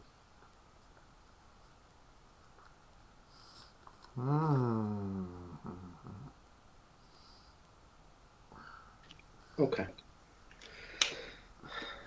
I mean, Agnar will definitely, if Kara's not looking around, he'll relay that. And just then might be worth a search. I don't know. Yeah, if we got like the day's getting on, and we got stuff tomorrow. So I'd imagine when we get back, we can sort of sit down and have a search, take some photos. Yeah, do what you need to do here with the cameras. You can leave that running overnight, right? Yeah, just see what it is, send it out into the cloud, find out what's going on. Exactly. Can I, as we're sort of not affected by time so much, Ben, can I just sort of take some photos? I'm not trying to do it secretly. Can I lean in, take some photos? Absolutely. Thank you. Do a visual media check, please. Yeah. This is not going to be a particularly hard one. Okay. So I get. And yes, you can use education. Okay, that's good because I got 5. 5 plus 4 is 9. Okay. You look at them, as you say. You're not trying to be discreet here. If any of them weren't completely clear, you've had plenty of time to say, "Oh, I can do better than that," and get another one. Yeah. The arrangements you have, the kit you have, you've been able to get what you think are pretty solid efforts. Yeah. Okay. Cool. That's So I smile. I'll be like, well, that looks like I've got what I'm going to get out of it. Might be a total dead end, but I can leave things running. The night's long. I can leave the computer doing what it can do, and we can look at it in the morning, I guess. So I guess our deal's done. It's probably a good idea not to stand around in the middle of a trading hall surrounded by illicit drugs and dodgy gems.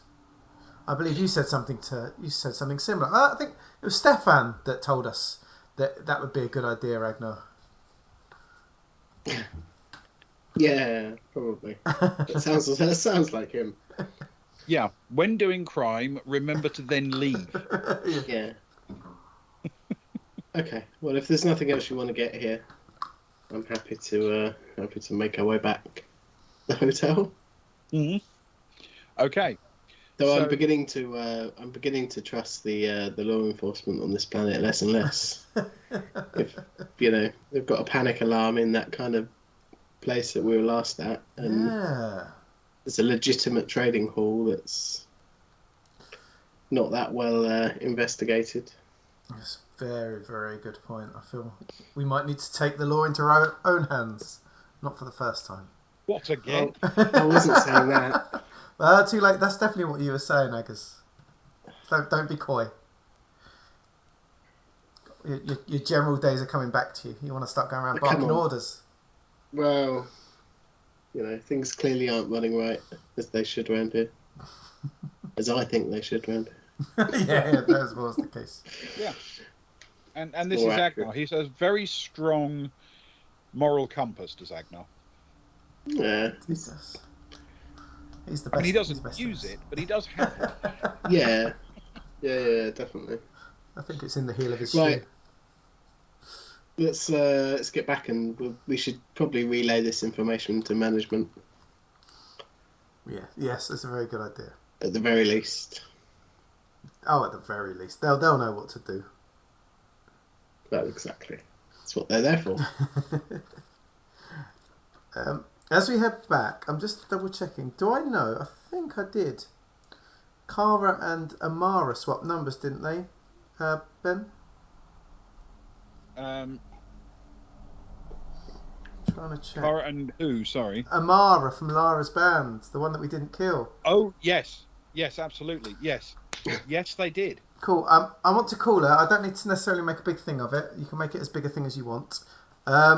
I'd like to try and call Amara if she will answer, please. Okay. Yep, she answers pretty quickly. Hi, Amara. This is Kara. Do you remember your new friend? Yeah, I remember. Have you managed to make use of the guest pass we made sure you had for the hotel yet? Yes. I haven't actually managed to spend a night there yet, but I've availed myself of some comfortable experiences. Thank you. No, not a problem. Like I say, I never get the same right, but it's my house is your house, but in that foreign language. Something about casas, I believe. Something else. Are you looking for a job at all now that you don't have a band? Yes, I could use work. We've potentially got a new business opportunity starting. Someone that knows the desert. Someone that we want to do some safaris. Coming out of Azurport, leading people around, taking people out, doing a bit of showing them some Moabs, showing them the backside of Beyond, looking rugged and tough, carrying a gun around, a bit driving maybe, coming back, having some drinks, telling some tales. Maybe not of the murders that you lot did, but So your theory is that people who are, say, in the Cadence Hotel would deliberately choose to not be in the Cadence Hotel anymore and instead be out in the Dilub Rou desert. Well, myself and my friends all met up in the Dilub Rou desert. We had one too many at a retirement do, and before we knew it, we were out in the desert. Yeah. And let me be clear, this would be on purpose. You wouldn't have been dumped there because people didn't want anyone to find your bodies. No, we're hoping for as few bodies as possible, quite frankly. we've got a friend of ours who's got a venue. I think you know it quite well, and he's happy to sort of be the face of the place and sort of Brutal. No, How I much don't do we mean have to pay you to go back to the murder scene of all your friends on a weekly basis? Agnos. Shh. I'm not. Don't try not to tell her that. Hurting or helping, Agnar? Hurting or helping? We just wonder, you know, we'd be happy to offer you a job for it. We're trying to get a little. We've got to finalise some things, of course, but if you were looking for something, we'd love to give you a spot. It's in a very up and coming area of Azurport. There's going to be a bar attached. There's going to be people that come over. You know, those that come for a little bit extra, not the 5-star. They want to see the rugged bits. Well, I can show them the desert.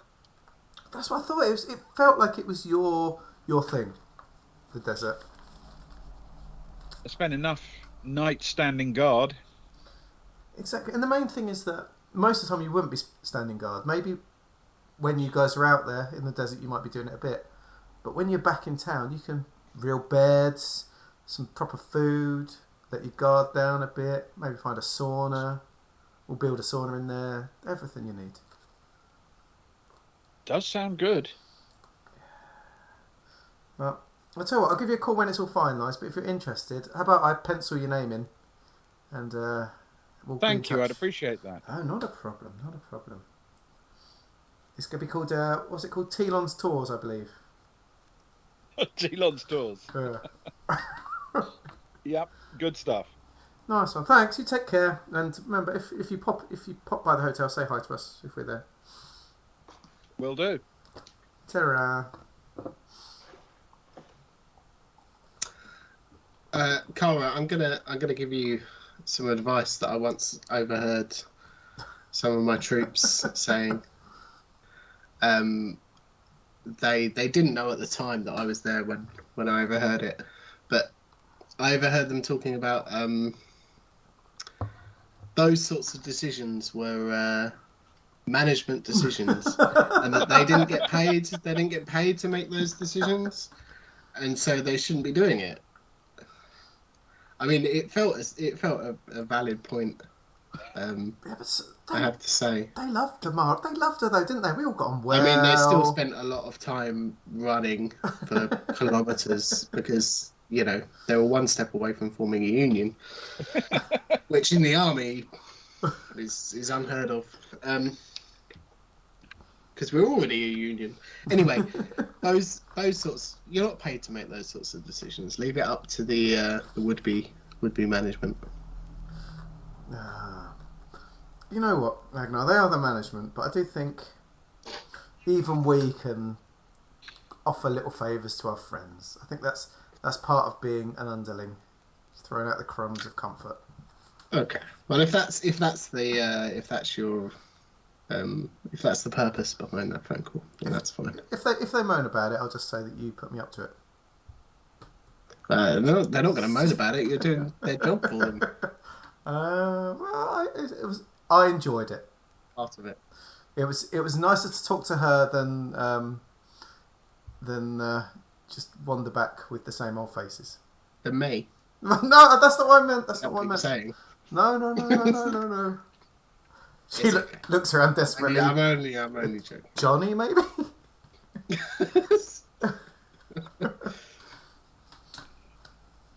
And that's all I've got. Yeah, that's what I do. Come on. As she leans in, sort of fun punches his arm. Come on, you silly old barger. I do quite like this, no responsibility. Let them make all the decisions deal there. I know you do. You're taking it a bit too well, I feel. You know the time will come when people look to you again.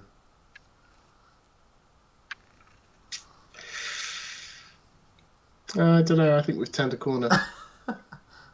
You hope on to new horizons. We'll see. Well, let's go back. I'll just make sure. I'll promise that they won't order us a Bloody Mary. Yes, no more Bloody Marys. My last one, let me tell you, for for a carnivore such as myself, had nowhere near enough blood in. I couldn't even taste the iron. Yep. Absolutely. So, you're heading back to the hotel? Yeah, I think that's the job done Yeah. for them. That's off our list, yeah. All right. Are you heading to the bar or up to your rooms, or?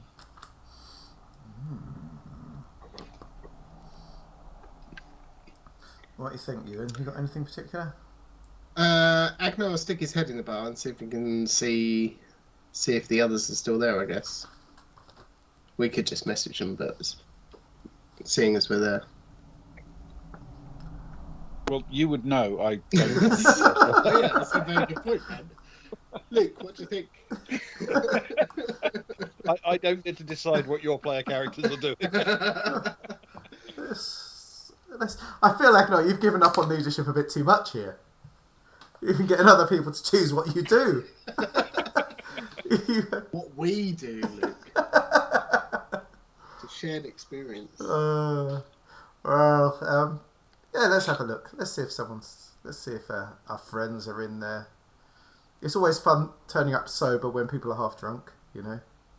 Everyone always enjoys that. Yeah, always best. Yeah, always fun. All right. So you assemble in the bar. Yes, please. Okay. As you arrive, can our two newcomers, who are still sort of glancing around looking to find their friends, please make a streetwise check with intellect? Can I push for anything else that's relevant here, and such as maybe recon or? Recon would be helpful. So recon with intellect is fine. Yeah. That's very kind of you. Which is a 7 plus 1 rather than the -3 to make an 8. Okay. 4 plus 1, 5. Kara's far too lost in the general happiness. All right. It's General Agnar, actually. Yeah, just Okay. it seems he's been resplending a bit recently. It's not his thing, but rubbing off. As you are glancing around, looking for the table your friends have colonised, you, Agnar, spot someone you recognise. One of the local police, Sergeant Detter. Yes. I wrote that name down this evening. Ewan. It's one of the names I wrote down to remind myself. Yes.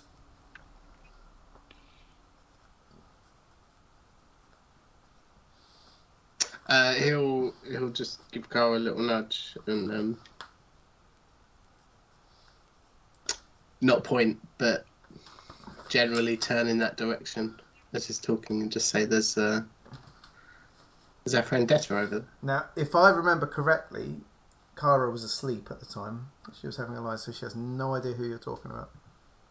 Okay, but Agnar doesn't remember that. Who this guy? What that Popo? Who you been making friends with, man? You know we do murders and deals. Can't we making friends with the local constabulary? Listen, new management has taken us in different directions. I don't know if I like this. Didn't know it at the time. I thought we were like revolutionary troublemakers. And you're trying to bring back your glory days of being all down with those in power. No, I'm not making friends. Come on, let's go find the others and we'll tell them. Oh, Sure, they'll be more interested. maybe they will be. At least they'll chastise me less. Oh, well, that's because they got lower standards than me. Come on. It's very true. I believe if I remember, Vendetta and Atsink were talking with Garrow, right? That's right. Yeah. Okay, cool. Questioning him after the PSP people, if I remember correctly. Mr. Smith and Mrs. Jones, or whoever it was. That's right. But before his sister His sister came arrived at night. There's a lot of these. Yeah. The police were in between the two. Was that anyway? Doesn't really matter. So we find the others. Come on then, you tell him about this random bloke. Let's go. This geezer. We'll head over there, and Agnar will have a bit of a beaming, proud smile on his face. I can see why you like him. He's got very strong forearms. He does, obviously. So, working man. Hey, you guys, have you noticed who's over there? Sarai will. Just generally. Sarai's a bit half cut by now, so she'll turn around a bit. Obviously, what? Where? No, don't. What? Right, this. I shouldn't have done that. Look, you see, look. It's my fault. Don't talk too loud in front of this fern. It's really suspicious.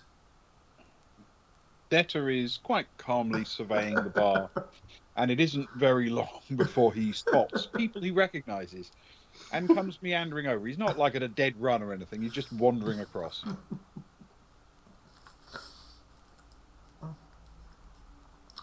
Oh, hoy hoy. Do you want a drink? Thank you, but I'm on duty. A Virgin Mary, perhaps? Not for me, but the thought is appreciated. It's our club drink for those that are on duty. Mm. May I join you for a moment? Oh, so I'll turn to Stefan. So what do you think, Chief?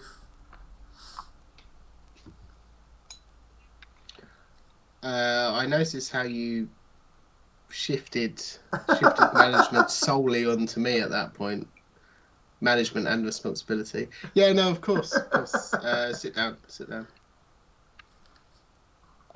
He takes a seat, gives a little smile, and says to the assembled group, because you've got a few people with you that he hasn't seen before.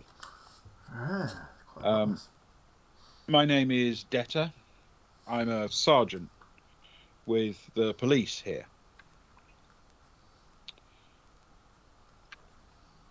I was called earlier today to a scene of a violent crime. Ooh. And, I went around talking to people, see if anyone had spotted anyone, got any descriptions, taken any pictures, picked up any fingerprints, the usual stuff. And there were a couple of descriptions that looked, at least on paper, like they could be you. Right, what? That's strange. What were the descriptions? Well, two Varga. There are two Varga. Is a bit of a giveaway, and there were some humans loitering about. A lot of humans. Two of whom met descriptions that are kind of present here. Look, are you familiar with where Amma's rooms are?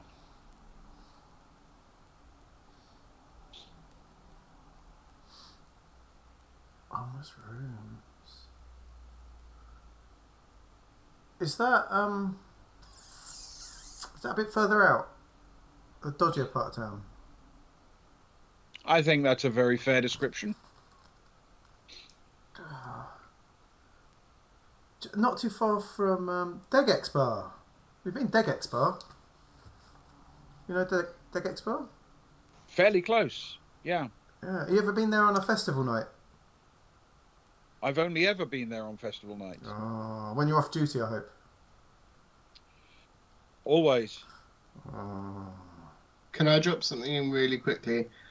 Agnar will just take out his phone and he'll type a message to Kara and just say, excuse yourself to the bathroom, get rid of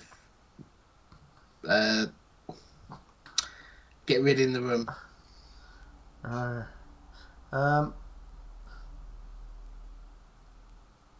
Cara will stand up and say, "Will you just excuse me a second? I really need a wee. I'll be back quick. Honestly, you got the rest of my friends here. Like you can bang a timer on if you want. I was just really Nobody's bursting. in trouble yet. That's all right, and thank you. It's just a bad habit from college, I guess. Put my hand up to go, and He says, "Look, it would help me cross a few things off my list if I could confirm that you were in the area of Amma's rooms. Yeah, just a few hours ago." do you go, Stephen? No, you go. No, because I think you're probably going to drop something much better than me. Could you tell from us? Yeah, I can tell. There Was a lot of force behind it. I liked it.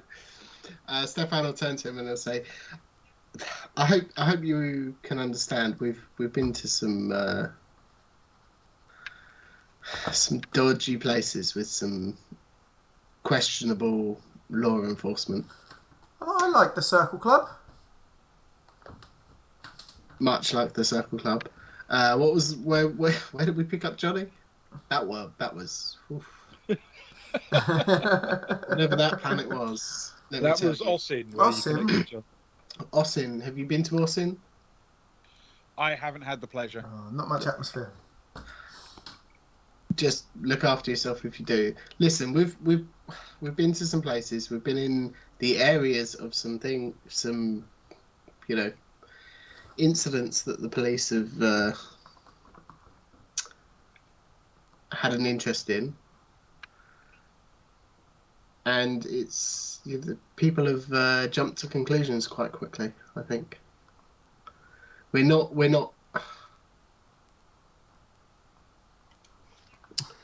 entirely sure that everyone in the force, present company included. I'm not sure yet. Are upstanding citizens that they should be. We don't want to get labelled with something that we haven't done. He nods slowly and he says, "Truthfully, the most upstanding citizens generally don't want to be police officers, but..." And I mean no offence. I'm just being brutally honest. I mean, it's an interesting philosophical point, but it doesn't really answer the question, which was, if I ask you to confirm that you were present at around Amma's rooms a few hours ago, and I compare that answer to other leads that I've got, will that match? Do you want it to? Well, I want to cross things off my list. What does crossing things off your list lead to? Shorter lists. It's just the man with a list of tasks and things that we have to do in the DT. It's really important! I've been crossing them off tonight, I'll tell you, it's been great. First night I've not been adding. Stefan will say to him, no, sorry, he won't. I've completely lost my point. I had a really good point. My apologies. Ignore that. Get back to where you were. Sarah will say, this Amma, who has her rooms, how is she seen in the community?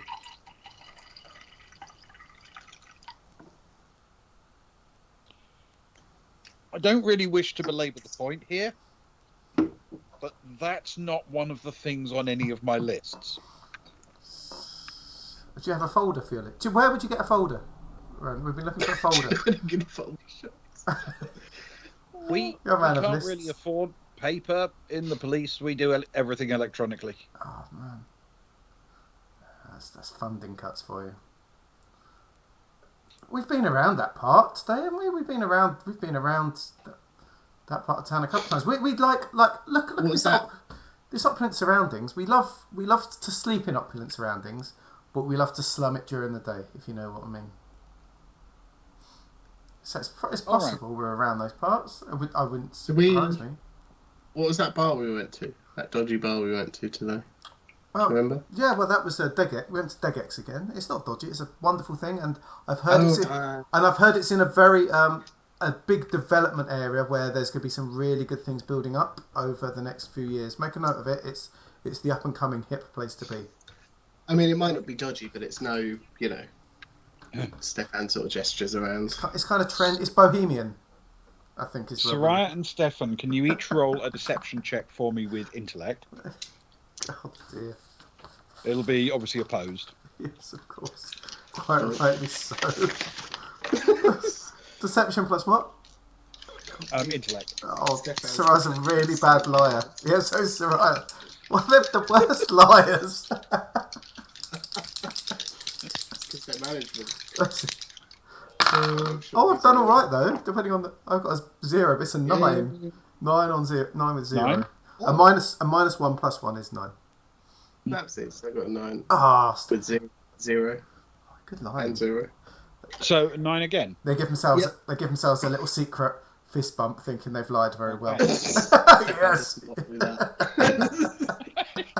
Because that would in no way look suspicious. Yeah. Nailed it. Nailed it. If there's one thing he knows, it might not be lying. He knows fist bumps are suspicious. We both told exactly the same lie at the same time. Oh yeah. He nods and he says, "So if I speak with Degek, he will confirm that you were in the area of his bar, coming to speak with him or have drinks with him or eat a meal there. He'll confirm you were there for actual reasons." Yeah. We arranged. We came to some sort of business agreement with him. We're looking at opening up. I mean, I can't say too much because someone might steal our business plan, but we were looking at purchasing the property and opening up a business deal in which he would go in with us for the food and drink side of things. Which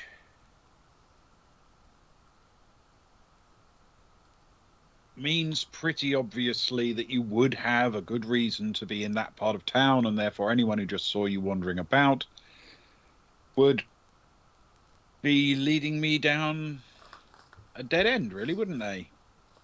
Well, not so intentionally. I can probably cross you off my list. I needed to make sure, and I hope you understand,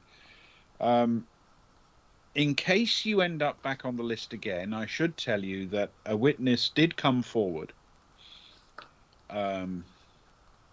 to give a description of the murderer.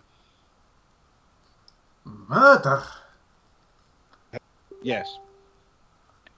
And that witness's description did not match you guys at all. Well, I mean, for starters, it's a murderer, and Stefan starts counting up the amount of people that are on the table. There's at least 7 of us. Who'd you say his murderer was for? I'm sorry? Who'd you say the murderer? Who got murdered? Who got murdered? Yeah. Who was the murderer for? Oh, did I not mention it? Amma, the owner of the rooms. Oh, God. Who gave this? Then, so I see what you mean, because although we weren't matching the description, we'd been in the locality, and you were doing your job just to chase up who's been around, if you'd seen anything, if you got a reason to be there, and so on and so forth. Yeah, and I wasn't particularly suspicious of you people. I have no reason to be suspicious of you people, but I have to check the credentials of people who give me statements, and that includes witnesses who come forward with a convenient description of someone fleeing the crime scene. Oh. I think in situations like that, fleeing seems a very subjective term, but I'm no expert, obviously. Yes, let's just say I didn't have any reason to suspect you, but I had grave doubts about the accuracy of my witness. Interesting. I doubt we know your witness, of course, so it wouldn't be worth asking such things. Well, I wouldn't tell you who the witness is anyway. I do. Speaking of witnesses and such like, as I feel you've drawn a line under this, have you got any further with our friend Garrow at all? He hasn't got back in touch, but to be fair, there wasn't any information we were expecting from him. We were chasing down one of those things that gets reported. They're often reported mischievously. Someone wants to get a rival company in trouble, so they report they're dumping waste or they're, whatever. We've heard a lot of that actually on this planet. Have you? I understand you can't discuss ongoing investigations and such, but have you heard much about? We heard rumours of slavery with some of the mining companies. That was what we were told.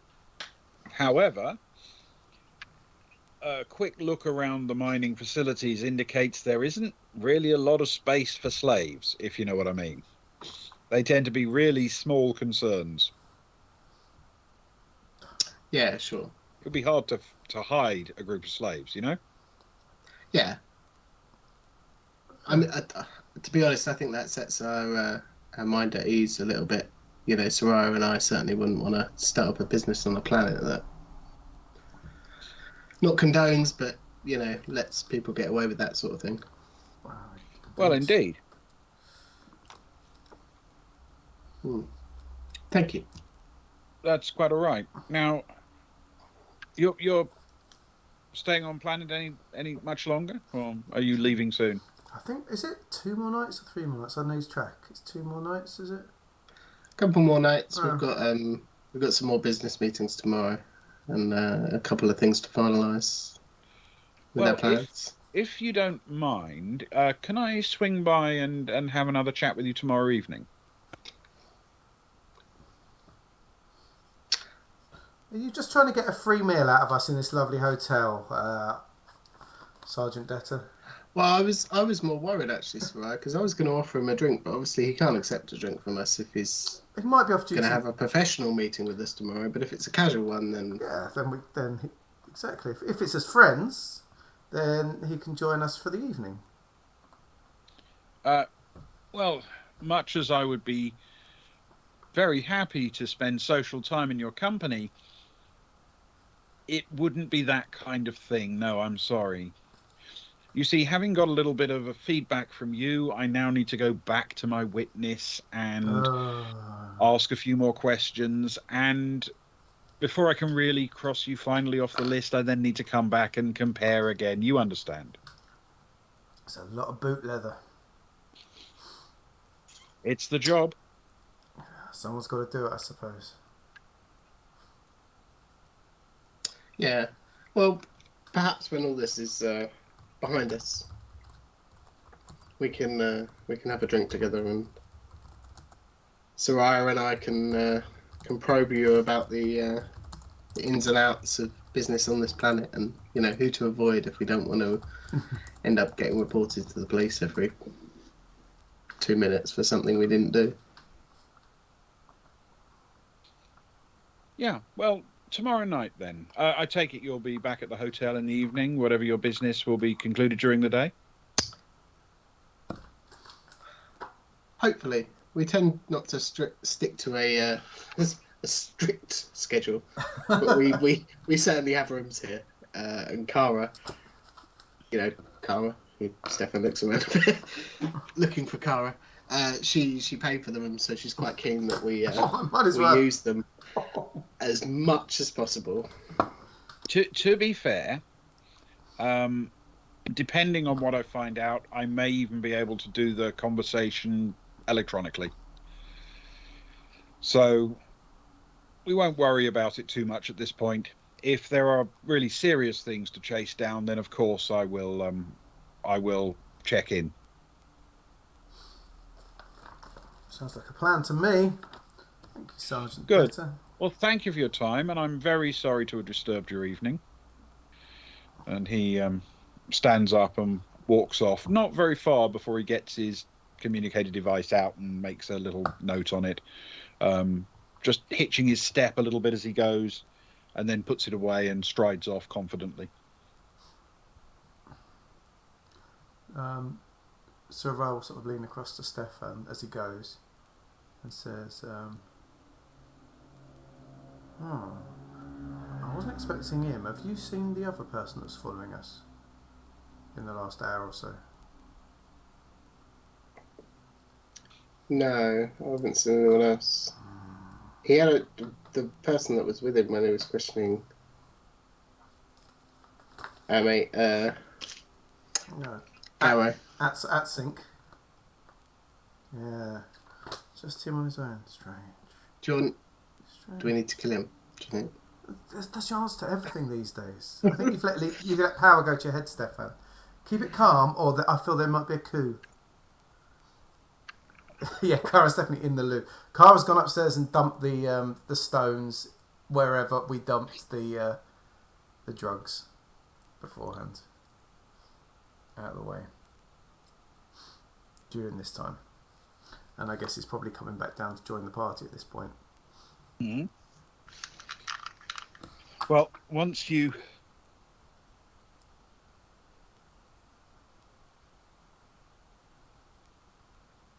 Oh, you've gone silent. Not to return from the loo. Oh, sorry. There's no reason for people not to return from the loo once you've told them. Indeed. She's finished. She's finished on the loo. Okay.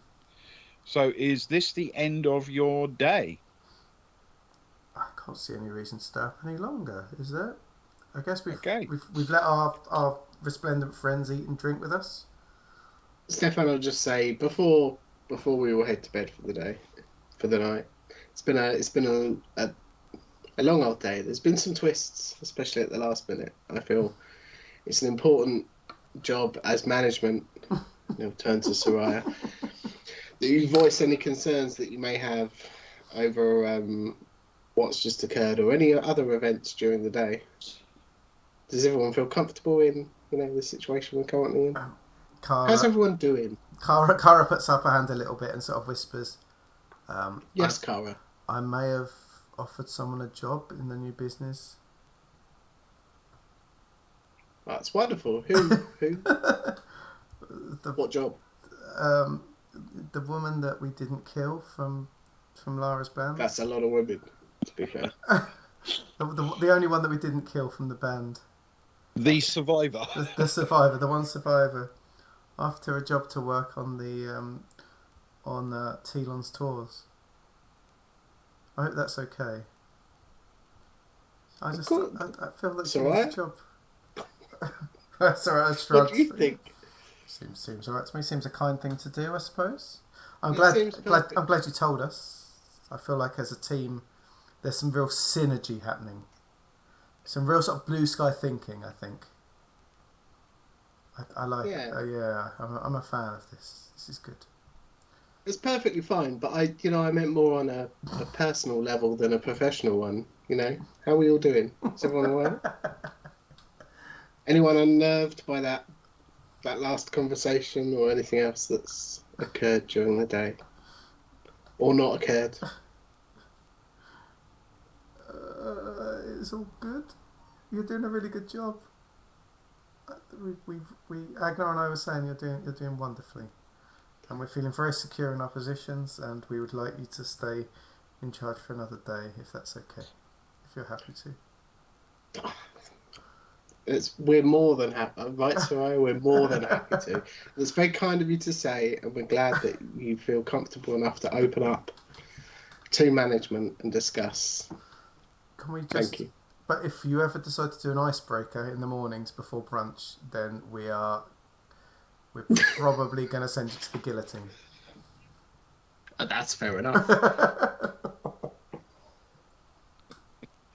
Excellent. Well, as Kat orders her 17 nightcaps and Zoe automatically says, "Oh, stay up with her, keep an eye on her, make sure she's okay." We will call it for tonight as the party disappears off to bed and resume next time with a new day. It's a good place to start. I feel a new day. Sorry to drag that out a little bit at the end.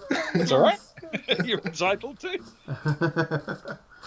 Thank you. You're the players after all. Well, in that case. Are we going to have a full No, meeting tomorrow? Yeah, I'll send out the agenda. Get a whiteboard up. Thank you very much, Ben. That was great fun. And Luke, obviously. Thank you both. And indeed, everyone in chat. Yes, thank you, chat. That was good. And yes, I'm glad you liked it, Laraj. I thought it was quite fun. What's the dice? Oh no, the dice is pinged off.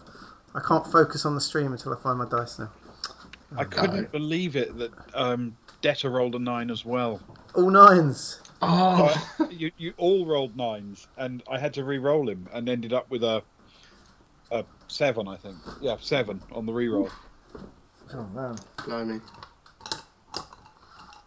it's always... I think we did an alright roundabout job. I think so. Give me the excuses. I think your line, although I know something's based on a roll, your line about the reason why we were at the bar was excellent, and I think that was enough to tick it off. I think it happened, right? It's exactly what it is. But the way you said it in such a clear way, I was like, yeah, baby, it's spot on. Yep. Yes, and to be fair, it's why he didn't get his bonus on his roll. Because he was so smooth. Yeah, because you role played a reason for him to not be suspicious. That's real leadership. That is. It is. Yeah, it's pure class, is what it is. Oh, what a guy! I think I preferred it when we were a bunch of bumbling idiots just going around with no leadership. To be honest. If Stefan wants to step down tomorrow morning after sleeping on it, we'll see. We'll see. Oh, no, thank you, Spurs. Yeah. Thank you, all of you. Yes, indeed. Here endeth our Friday lesson, I guess. Yes, thank you very much. Thank you, everybody. Thank you, guys. That was fun to do.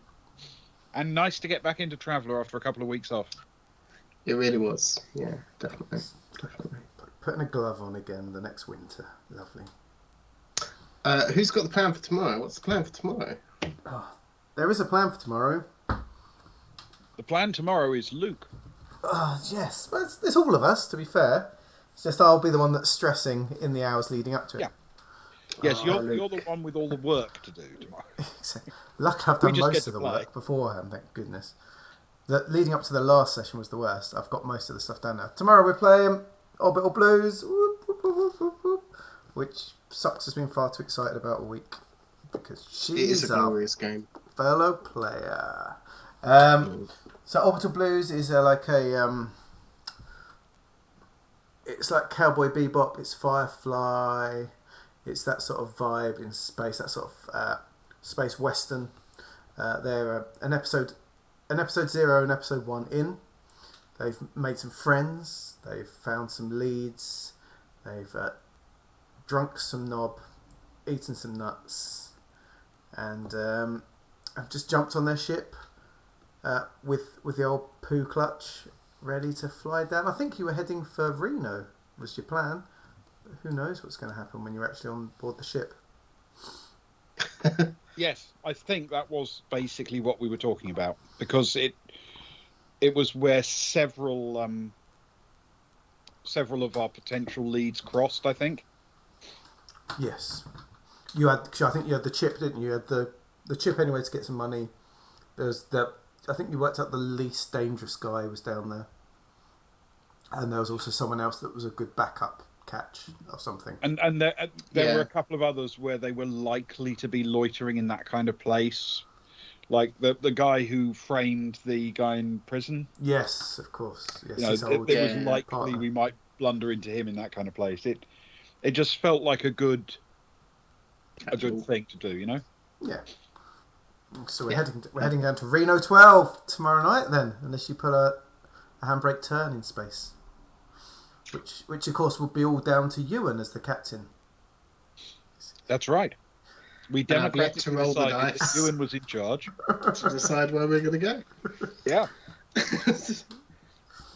Perfect. So that'll be tomorrow then. Indeed. Just quickly, Buffy is the 21st. That is correct. Yeah, that sounds right. I think it's next weekend on Saturday. I don't know if that's actually the 21st because my co-processor has failed. That is next weekend. I'm not around for the 21st, so you guys are running Buffy, which is rather okay. cool. Yep, that's it cool. had been confirmed in so chat. that's But I just wanted to make sure. the Buffy the Vampire Slayer role-playing game, but it's the scenario that I've put together is set in ancient Rome during the Third Servile War, or the Spartacus Rebellion. The best of the Servile Wars, I feel. It was by far the biggest. Indeed. But before that, we've got a Sunday of Luke Plays. No, we've got a Sunday of Spooky Sunday. Spooky Sunday. It's spooky-ish, thrilling Sunday. I finally delivered everyone the moon last week. I came true on my promise. Never say the Astro Tool lets people down. The Moon Man delivered the moon. And so I'm starting Heavy Rain on Sunday night, which I last played about a decade ago. And if you've not seen it before, it's made by the same guys as Detroit Become Human. But as far as the story goes, you're in for a treat. It's, from what I remember, I've forgotten about 90% of the scenes, to be honest. But from what I remember, you are in for a major treat. So get involved with that, if that's like your thing. And Become Human was awesome. Yeah, so, exactly. chances are. Yeah, exactly. So it's all good. It's all good. We've got some good stuff to come on the And board. as Farah's just reminded me, I don't cover much detail, but I did a little rundown of the Buffy RPG system on behind the screens last night. Nice. So if someone needs to know just a little bit about how it works, that might be a good feeder for next weekend. But yes, tomorrow, Orbital Blues. Sunday, Heavy Rain. I keep wanting to say Hard Rain, but it's Heavy Rain, isn't it? It's heavy. It's hard. Heavy Rain's hard when it's The hard rain's going to fall. Exactly. I am very much looking forward to Orbital Blues, and I am actually quite excited about Hard Rain, Heavy Rain, because done it again, because you've been sort of mentioning it as an aside, sort of for a few weeks now, and I'm always thinking that actually sounds really good. It does. It really does. It's pressing. They're pressing the buttons at the right time again, though, and I'm very hit and miss with that. So I hope I don't mess up. Right. Well, it'll be narrative. It'll be fun because this is what we do. That's what we're all about. Right. Are we raid? Oh, are we gonna raid? I don't know. We don't have to. Oh well, let's. Seems that people raid us, we raid on. Let's continue the raid stream. Let's see what we got. Hang on. What have I got? Oh, yep, I got someone we could follow. DM Studios. He's popped in a couple of times. Oh yeah. DM underline Studios. Let's see if I can get it right. I think it's exclamation mark or no, it's backslash, isn't it? I think it's slash, isn't it? Backslash raid. DM Studios. They are playing Lord of the Rings, Rangers in the North. A bit of late night Tolkien for you all. very nice. Very nice. Let's raid on. At least hang around to say hello. A couple of you've just joined right now. Hello, thank you for joining us. We're just finishing. We're jumping on a raid. But if you want to come back tomorrow night, we're playing some Orbital Blues, more sci-fi, some space western stuff tomorrow night, starting 3 hours ago from now, basically. Yes. Thanks, Ali. 11 Thanks, you o'clock guys. GMT. Yes. Thank you very much, everyone. We'll see you guys. We're heading on to the raid. Come along with us. Say hello to them. Support those who we appreciate. Doodaloo. Check out some Lord of the Rings. Exactly. You can never go wrong. We are sailing. We are sailing to one raid now. Goodbye. And we are across.